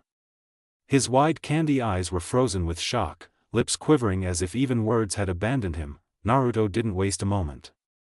He loomed over the man, crouching down so suddenly that Cake Pop flinched and let out a startled squeak. What's wrong? Cat got your tongue? Or should I say, Princess got your leash? His grin was sharp, humor undercut with the kind of menace that made PB's throat tighten. You'd better start talking, pal. I'd hate to test how durable your head is if I, say, bounced it off the wall a couple times. PB stepped up beside him, posture straight, mask steady. Inside, her stomach churned, her people, scattered and groaning, her infiltrator behaving like a predator circling prey. But her voice was calm, even. Mr. Cake Pop, she said evenly, I know you've been speaking publicly. You've been drawing my citizens here, stoking their fears. What I want to know is, what do you actually know? Cake Pop's eyes darted between the two of them, Naruto's feral smirk, PB's unreadable mask. His hands trembled as he tried to push himself upright. I'm just the voice. He blurted. They needed someone to rally folks, to talk about how things could change. I don't plan anything. I swear. Naruto leaned closer, his breath almost brushing the Candy Man's oversized head. So you're just the hype man? Huh. Makes it easier to break you in half, not much lost if you're just decoration. He flexed his fingers like claws, cracking his knuckles slowly for effect.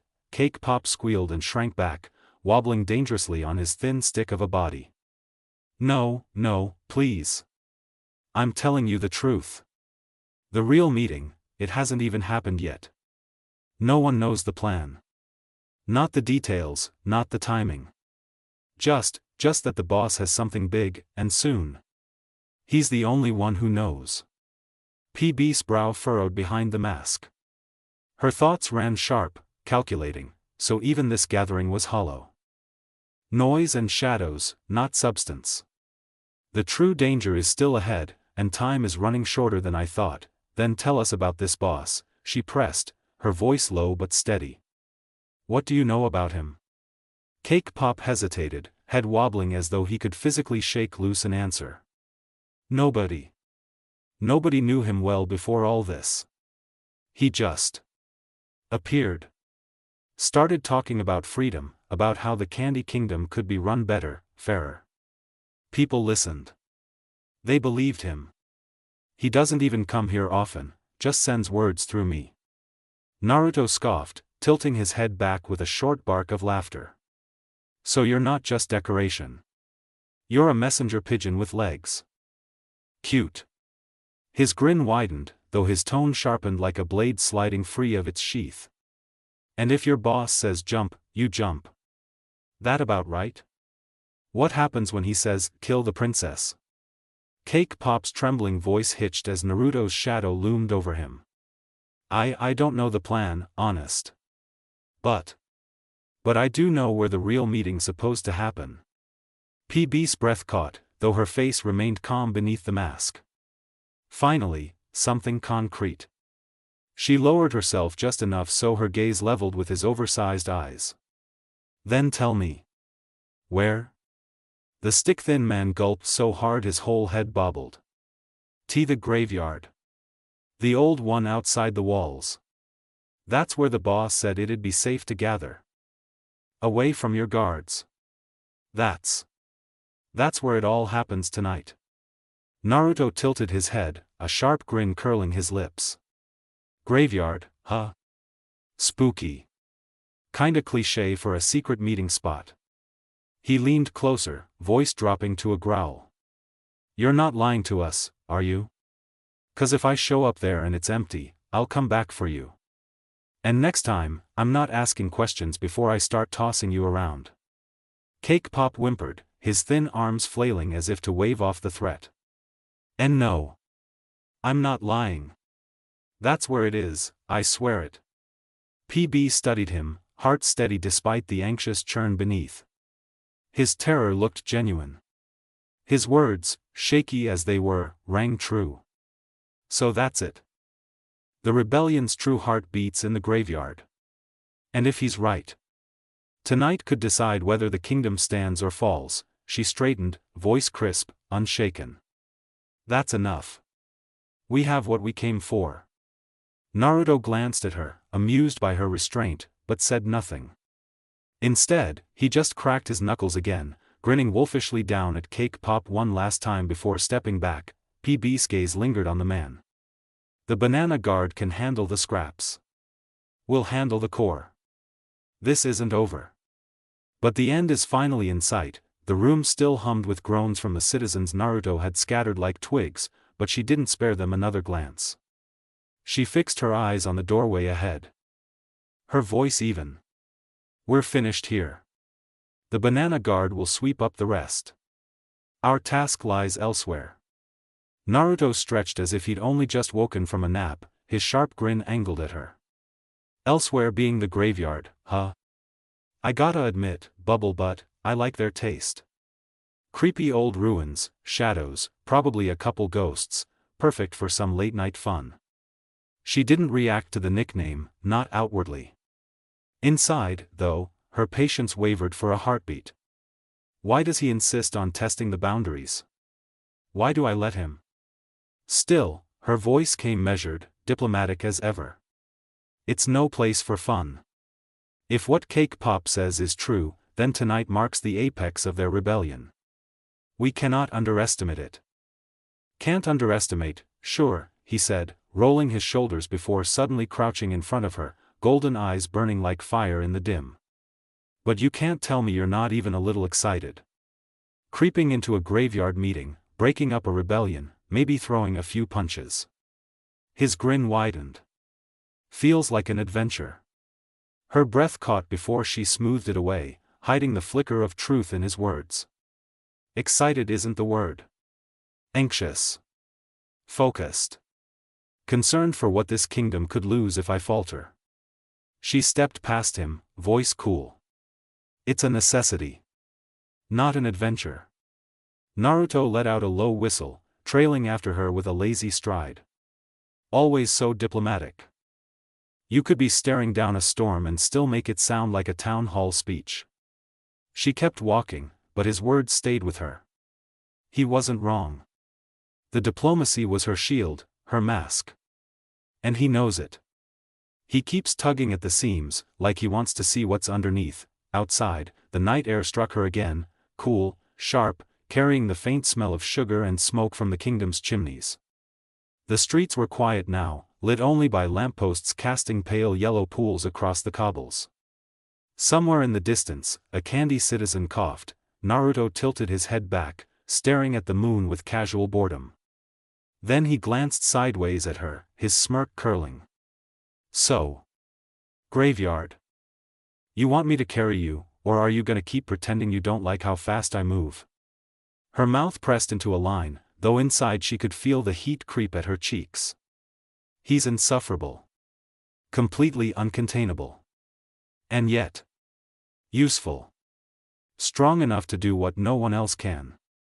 Strong enough to face what's waiting for us. I can keep pace, she replied simply. Focus, Naruto. Tonight is too important for. Before she could finish, he swept her up into his arms without warning, his grin wild in the lamplight. Too important for wasting time. Relax, bubble butt. You'll thank me when we get there before curfew. Her diplomatic calm nearly cracked, nearly gave way to a startled sound. But she swallowed it back. Her heart beat quicker in her chest, though her voice remained cool. You are impossible. Yeah, he said, already gathering to leap into the night, the world blurring as power coiled in his legs. But admit it, you'd be bored without me. The city lights fell away behind them, the breeze turning colder as the graveyard drew near, and in the pit of her stomach, the weight of what was coming pressed down harder than ever. The rooftops of the Candy Kingdom blurred beneath them, shingles flashing in moonlight as Naruto vaulted from one building to the next with a predator's ease. Each jump was reckless but precise, his momentum carrying her along effortlessly in his arms. She tried not to think about the way her body adjusted against his, how unnatural it felt to be carried like this, how exposed. Keep your composure. This is nothing. He's transportation, not a comfort. You're stiff as a board, Naruto said suddenly, voice warm in her ear. Loosen up, bubble butt. You'll bounce smoother if you relax. Her jaw tightened, but she answered evenly. I'll remain as I am. This isn't a joyride. He chuckled, the sound vibrating against her. You really hate giving me anything, don't you? Not a laugh, not a blush, not even a little scream when I jump off something tall. He twisted midair just enough that she caught the glint of his grin. Kinda feels like you're acting in a play just for me. Her chest tightened. For an instant she almost reacted, almost broke the careful mask, but she forced her tone steady.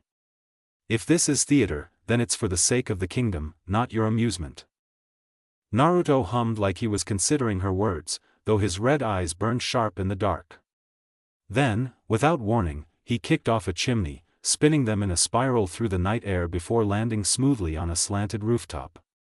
She gripped his shoulder before she could stop herself. "There it is," he said, grin widening. "A real reaction. Told you it's more fun when you stop acting."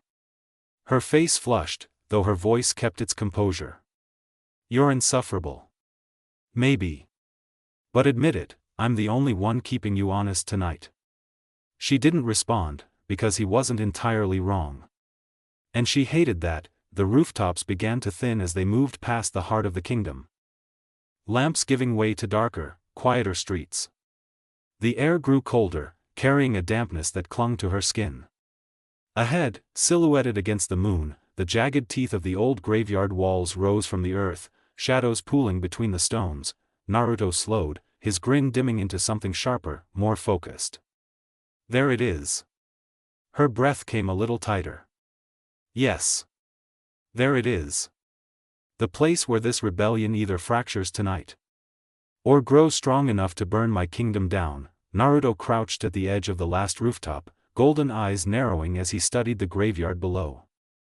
The faint light of the kingdom behind them bled into shadow, stone markers standing like crooked teeth. His gaze swept the grounds with the precision of a hunter. From where she stood beside him, Bonnie felt her throat tighten.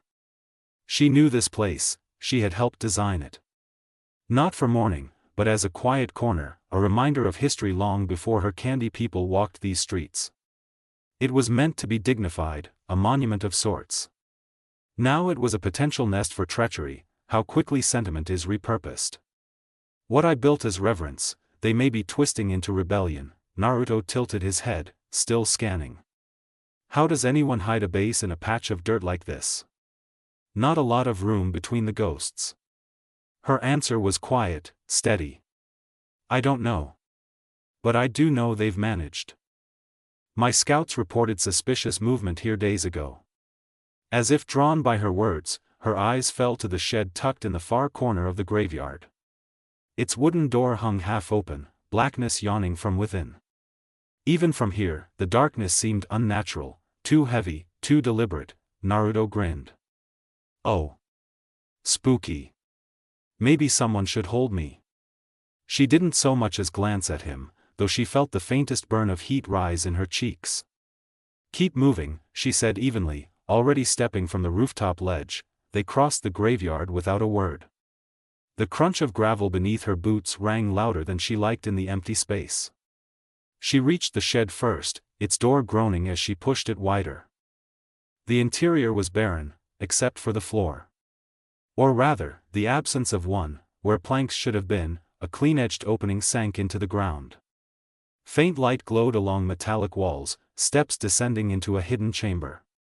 A faint hum reverberated up the shaft, mechanical and cold. Naruto whistled low. "Well.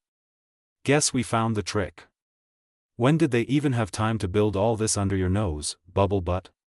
The word stung, though she didn't show it. "That's the question, isn't it? And why didn't I see it sooner?"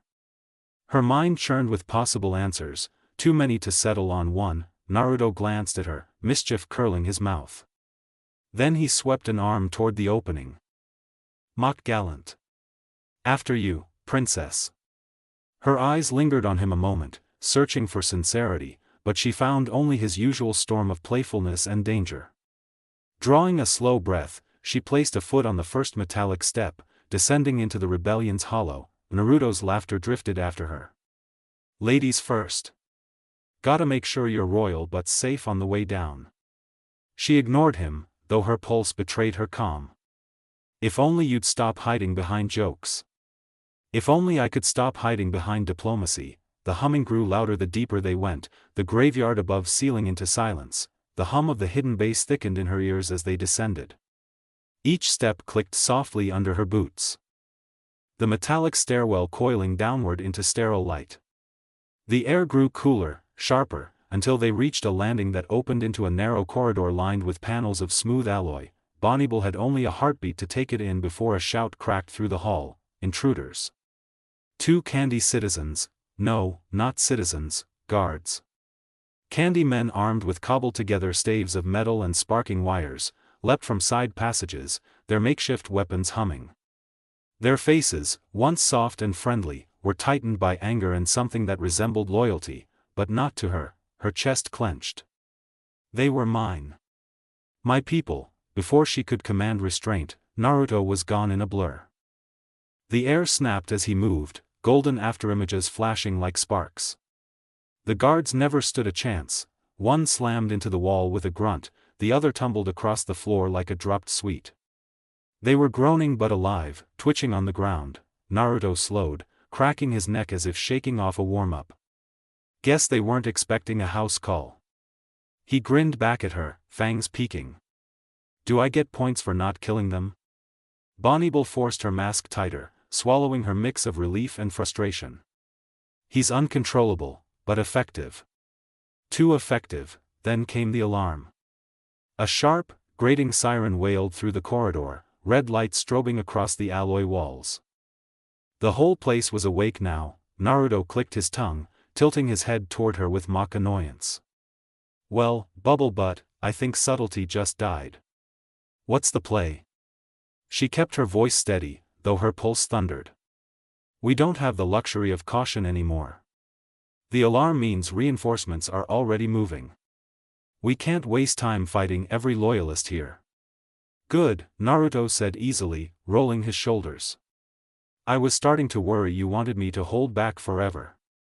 Her eyes narrowed, though her tone stayed clipped, pragmatic. The priority is the leader. Someone is orchestrating this rebellion, and they're here. Cut the head, the body falls. Naruto smirked, leaning closer as if savoring her words. Going for the boss fight. Now we're speaking my language. He glanced toward the glowing hallway, the sirens still blaring. So, we run straight at the big cheese? Kick the door in, crush whoever's stupid enough to call themselves boss, and go home? Her lips pressed thin. If only it were that simple. Inside, her thoughts pulled in two directions. He makes it sound easy. Just tear through everything in your way until the truth stands bare. But nothing about this feels easy. If I falter now, I could lose the very kingdom I swore to protect. Still, she met his gaze evenly. Yes. We find the leader. Quickly. Naruto's grin widened. Feral and playful all at once. Finally, a plan I can get behind. He darted past her, already moving deeper into the labyrinth, laughter trailing behind him like sparks from a fire. For a moment, Bonnie lingered on the fallen candy guards. The rebellion had corrupted them, turned their loyalty away from her. Yet seeing them groaning and alive, Naruto hadn't gone as far as he could have, monster on the surface, restraint at the core. Chaotic, but precise. And I still don't know why he listens at all. She forced the thought away and followed him, the alarms painting the hall in crimson as they ran headlong into the heart of the rebellion. The sirens throbbed in the metal corridors as they ran. Crimson light flaring with each pulse. Bonnie kept her mind focused forward, calculating angles, passages, probabilities, until the ground trembled. A shadow rose from the corridor ahead. Then another. Two gummy bears stepped into the light, massive and wobbling but solid, twice Naruto's height. Their gelatin bodies shimmered with density, each holding a jagged iron pole like a spear. Naruto slowed, tilting his head back to take them in. Oh ho! Finally, some fun-sized friends. Except, not fun-sized at all. They bellowed, voices thick like syrup, and charged. Bonnie's body stiffened, instinct screaming danger, but before she could order restraint Naruto blurred into motion. His laugh echoed through the hall as he darted low, skidding across the smooth floor, his hand glowing. Blue light swirled into a sphere, that jutsu again. The chakra churned like a storm in his palm, humming with raw destruction. He didn't even use it on them, just slammed it against the ground mid-slide, the blast throwing one gummy back into the wall, wobbling with cracks rippling across its body. The other swung down its iron staff, but Naruto was already behind it, fingers sparking with a crackling clone. In a blink, two Narutos tangled the giant's legs, flipping the creature headfirst into the ceiling before it splattered down in a gooey crash. man," the original Naruto whistled.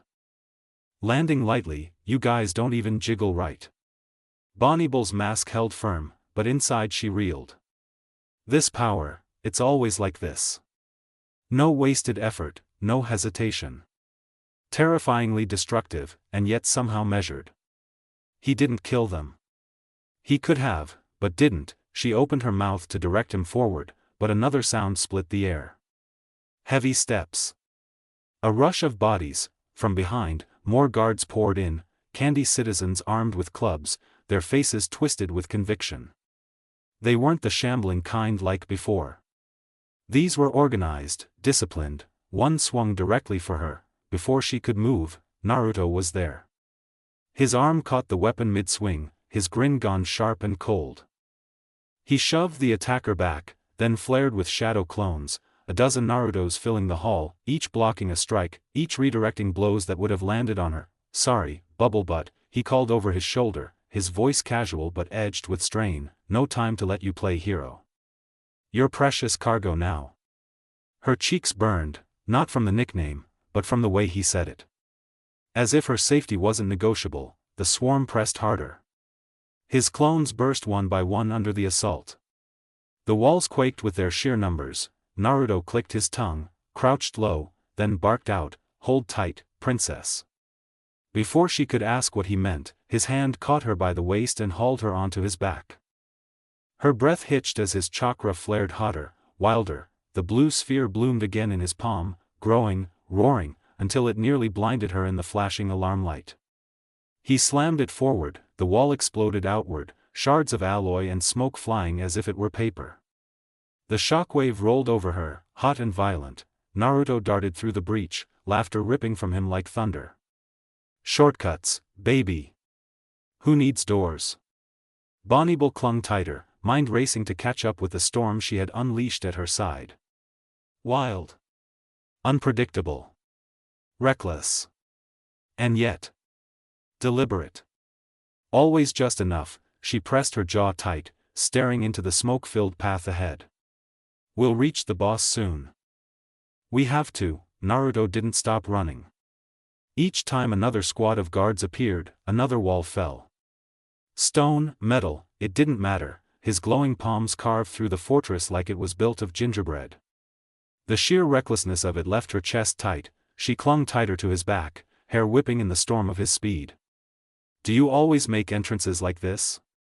she asked, her voice steadier than she felt. "Entrances, exits, bathroom breaks. Depends on the mood." He barked a laugh as another Rasengan smashed a glowing hole through steel, the concussive blast shaking the hallway as they passed through.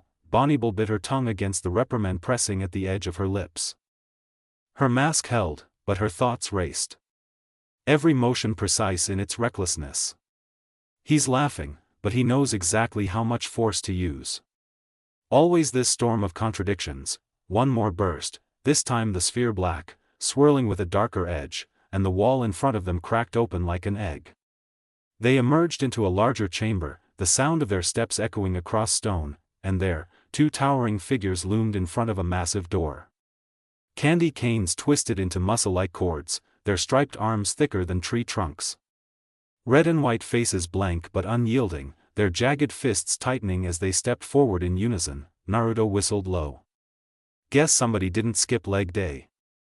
He tilted his head toward her. "What do you think, Bubble Butt?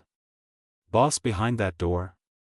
Her eyes narrowed on the reinforced archway, the meticulous craftsmanship. "If I were structuring command, yes. That door leads somewhere important. Good enough for me." His grin widened, wild light sparking in his eyes.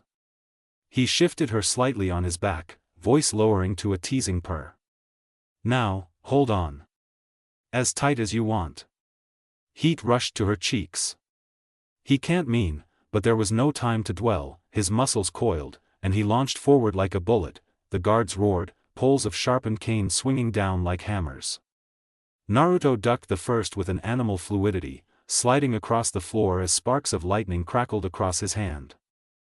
He struck upward, palm slamming against the underside of one guard's arm. Electricity danced through the striped body, making it seize and shudder. The second swung low, trying to sweep him off his feet. Naruto vaulted over it with inhuman grace, flipping upside down midair, his heels slamming down into the guard's shoulder joint. The candy cane cracked with a sharp snap, sweet tooths with glass jaws. Naruto laughed, landing lightly, already spinning his next move. The first one recovered, swinging again, its cane arm slicing through the air.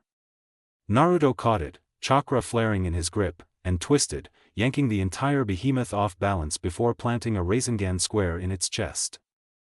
The swirling energy bored in, blasting the guard back into the wall in an explosion of shattered stripes. The other roared, enraged, charging headlong. Naruto met it with bare fists, his movements a blur of strikes and dodges, feral, instinctive, yet each hit deliberate. He ducked, drove a knee into its torso, then snapped upward with a fireball spewing from his mouth. The flame seared across its candy shell, caramelizing the sugar with a hissing crack. It staggered, molten streaks running down its body. Naruto smirked, raised his hand again, this time water spiraled around his palm, forming a sharp torrent. He slammed it against the softened cane, the hiss of steam filling the air as fire and water clashed. The guard's torso buckled, weakened by the elemental assault, before Naruto spun behind it and drove an elbow through its back. The thing shattered, collapsing into sticky shards across the floor. Naruto stood amidst the wreckage, breathing steady, wild grin unbroken. Well. That was refreshing. Sweet and crunchy. Bonibel swallowed, adjusting her mask though her pulse hammered. He's chaos. Absolute chaos. And yet. No wasted motion. He could have killed them in one blow. Instead, he played. Tested. Controlled. Like a predator toying with prey until he decided the game was over. Her gaze flicked past the wreckage to the looming door. The leader must be inside. This ends here. Naruto turned his head slightly. Eyes catching hers over his shoulder. So, princess. Ready to meet the big cheese, or in this case, the big starch. The dust settled around them, fragments of candy cane guards still clattering to the floor. Bonibel slid down from Naruto's back, smoothing her dress, trying to recompose herself. Her hands betrayed her for a moment, trembling, before she forced them still against her sides. I'm ready, she said, voice firm. This ends tonight. Naruto raised an eyebrow, smirk tugging at his lips. That's the spirit. But. Just so I know what kind of mood to get in, who do you think's waiting for us? Mr. Spooky in the dark? A chocolate warlord? Maybe a gumdrop dragon? She didn't answer. Words weren't necessary.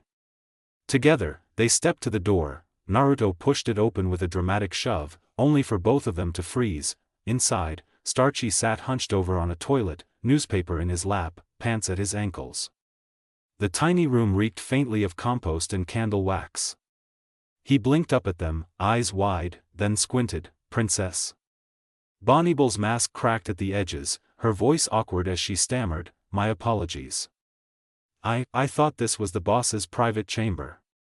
Starchy folded his paper, setting it delicately to the side. Well, it is. He cleared his throat, straightening his back with a strange sort of pride. I'm the boss. Silence. Naruto's face fell flat. That's it? You? All this sneaking around, big speeches, muscle-bound candy canes, and the boss is a grave digger on the john? He sighed, scratching the back of his head. Man, what a letdown. Starchy frowned, indignant. Hey now, don't sell me short.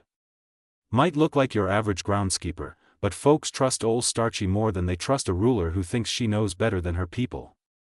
Bonibel's spine stiffened, but she kept her voice calm, diplomatic. Starchy, you're inciting unrest that could destabilize the entire kingdom. You know as well as I do that rebellion will only lead to collapse. He waved a hand dismissively, still seated. That's candy-coated talk. Everyone knows you keep secrets, princess. You build things in your lab, things we don't understand. Machines, experiments. That ain't leadership, it's control. Folks are tired of being told what's good for them. Naruto snorted, leaning against the doorframe. Gotta admit, he's got a point. You do sound like a walking lecture half the time. Bonibel shot him a sidelong glare, but he only grinned wider. Starchy went on, voice rising with unexpected conviction. I dig graves, princess. Every day I see how fragile we are. And I tell ya, if we don't start living free, then what's the point? I didn't want this fight, but someone had to step up. So yeah, I'm the boss. Starchy's the one they're followin'. He slammed a fist against his knee, as much of a flourish as he could manage from his undignified seat. Bonibel's lips pressed into a thin line. Inside, her thoughts tangled. Starchy. Of all citizens, him? The one who buried the dead now seeks to bury the kingdom itself. Naruto leaned in, eyes glinting with amusement. So what's the grand plan then, boss man? Overthrow the princess and replace her with, what? A gravekeeper council? Free shovels for everybody? Starchy huffed. You'll see soon enough. It's already in motion. Tonight, the kingdom changes forever. That made Bonibel's heart catch in her throat, though her face remained composed. He isn't bluffing. Something is happening. Somewhere beneath this foolish bravado, he knows more. Naruto leaned over Starchy, fingers brushing the top of his head in a mockingly gentle grip, eyes narrowing as if he were about to bore into his soul. Wait a second. Did you even tell anyone else about this plan? Huh? Or are you sitting here all alone thinking you're the big mastermind? Starchy froze, eyebrows shooting up. His mouth opened, closed, then he swallowed hard. Well. No one else. I mean, Naruto's grin widened, the black chakra along his back seeming to hum in anticipation. Figures. We were told by a certain someone that nobody knew anything yet. That you were gonna have your little meeting tonight and start your coup. Right? He crouched lower, eyes glinting in the dim light. But from the looks of it, you haven't even done that. So that makes you the only one who knows the plan. Just you, little boss man. PB's lips pressed together as she observed, keeping her calm facade. So it's just him. One misguided citizen thinking he can take control. Her mind was already racing through contingencies, how many guards might be loyal to him, how the citizens would react, what could go wrong if Naruto got too aggressive. She tightened her black gloves and adjusted her stance, feeling the strange adrenaline of relying on someone so chaotic yet so capable. Naruto gave Starchy a quick shake, his grip firm but not cruel. Letting the man flinch instinctively. Talk. Now. Where's the meeting? What exactly are you planning to do? I don't want to hurt anyone more than necessary, but you better make it worth my time. Starchy swallowed and muttered the location and general intentions. PB nodded, absorbing every word. This is it. We can finally dismantle it before anyone else gets hurt. We can protect the citizens without bloodshed. Naruto let go, a small chuckle escaping him. Well, looks like we found the boss's lair. Let's go crash your party, shall we? PB moved closer, feeling a strange mixture of relief and lingering tension. He's chaotic, unpredictable, and somehow, I trust him. This is the kind of ally I didn't know I needed. But maybe I do. Together, they left Starchy sitting bewildered on the floor, the path to the rebellion's base now clear. As they moved through the corridors, PB's thoughts remained focused. The kingdom's safety depends on this. I can't let anything slip. But with him. Maybe, just maybe, this will end tonight without more chaos than necessary, and with that determination, she followed Naruto as he bounded ahead, the black Rasengan sparking faintly in his palm, ready to ensure the rebellion would be nothing more than a memory. The graveyard looked different in the daylight. Where shadows and silence had once cloaked the tombstones, there were now banana guards in their bright, bumbling armor, combing through the rebel base with clumsy efficiency. From her vantage point on the hill, Bonibel Bubblegum stood with her hands clasped neatly behind her back, watching as the operation unfolded. Her pink lab dress and crown felt oddly heavy today, as if the costume itself pressed the weight of her kingdom onto her shoulders. It was over. Quicker than she had anticipated, almost alarmingly so. With Naruto's reckless storm carving through the rebellion's backbone, the structure had collapsed before it could grow too dangerous. Still, she could not allow herself relief without also calculating the aftermath.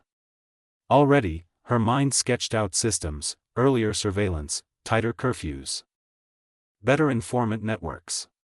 She would make certain that nothing like this could spiral again. Beside her, Naruto chuckled, low and amused, as if the raid were a stage play written for his entertainment. She glanced at him briefly, then returned her eyes to the graveyard. Strange. Despite his unpredictability, his vulgarity, his chaos, she was glad he had been there. Glad it ended as quickly as it had. He had saved lives, even if through methods she could never condone. The silence stretched until Naruto broke it. You know, he said lazily, his eyes still fixed on the bustle below, you're kind of boring when you wear that thing. Bonnie blinked, caught off guard. Excuse me? That mask. He waved a hand vaguely in her direction, as if her entire posture was the subject. The polite princess act. It's dull. I like the cracks better. Her first instinct was dismissal. Of course he would say something like that. Of course he'd prod. She held her composure, but her thoughts tangled. Did he really mean it? Was he actually aware of, she began, catching her own slip and steadying her tone, I don't believe I'm hiding behind anything. I speak as I must, when I must. You do, Naruto cut in, blunt and unbothered. You do it to protect the image. The kingdom. Yourself. But you don't need to protect yourself from me. A crooked grin. Not that you could. Anyway. The casual arrogance should have irritated her, but the ease of his delivery left her momentarily without words. She tried, instead, to poke at his logic. And you aren't the same? Always making jests, always being chaotic? Tell me that isn't its own kind of mask. For a moment, she thought she had caught him, but his answer was swift, sharp, and almost annoyingly assured, this is me. His eyes glinted, animal bright. The rest, the little flashes you've seen, that's just when I'm burning too hot to keep it neat. You're acting a play. She stiffened faintly. He was too quick, too direct. She wanted to force the thought away, to tell herself he didn't understand. Yet the words lingered. He only ever saw her cracks, the brief laugh in her lab, the tension when he teased too far, the irritation she fought to swallow. And he was asking for more. Why? She asked before she could stop herself. 'Cause it's fun, he said simply. You're fun when you're real. Makes the rest less boring. That was all. Short. Careless. But his words carried a weight that pressed uncomfortably at her chest. For so long she had filed him under chaotic neutral, an unpredictable storm, dangerous if not contained. Yet here he was, speaking as if he were taking a liking to her. Confronting something no one else had dared, friendship. Is that what this is becoming? Before she could decide, Naruto smirked, leaning back on his hands as he looked at the guards below. Besides, I bet half those candy guys would have given up if they knew how big your ass was. That's a rebellion crusher right there. Her composure cracked cleanly in half. The laugh burst out before she could stop it, real, unguarded, and sharp in her throat. Mortified, she covered it with her hand, regaining her practiced calm. But it was too late. He had seen it. Thank you, she said at last, her diplomatic cadence sliding back into place. For your assistance. I'm glad it ended as it did. Naruto tilted his head, studying her with something unreadable behind the grin.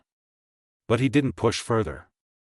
And for the first time in a long while, Bonnie Bubblegum allowed herself to wonder, what would it mean if she let go of the mask more often?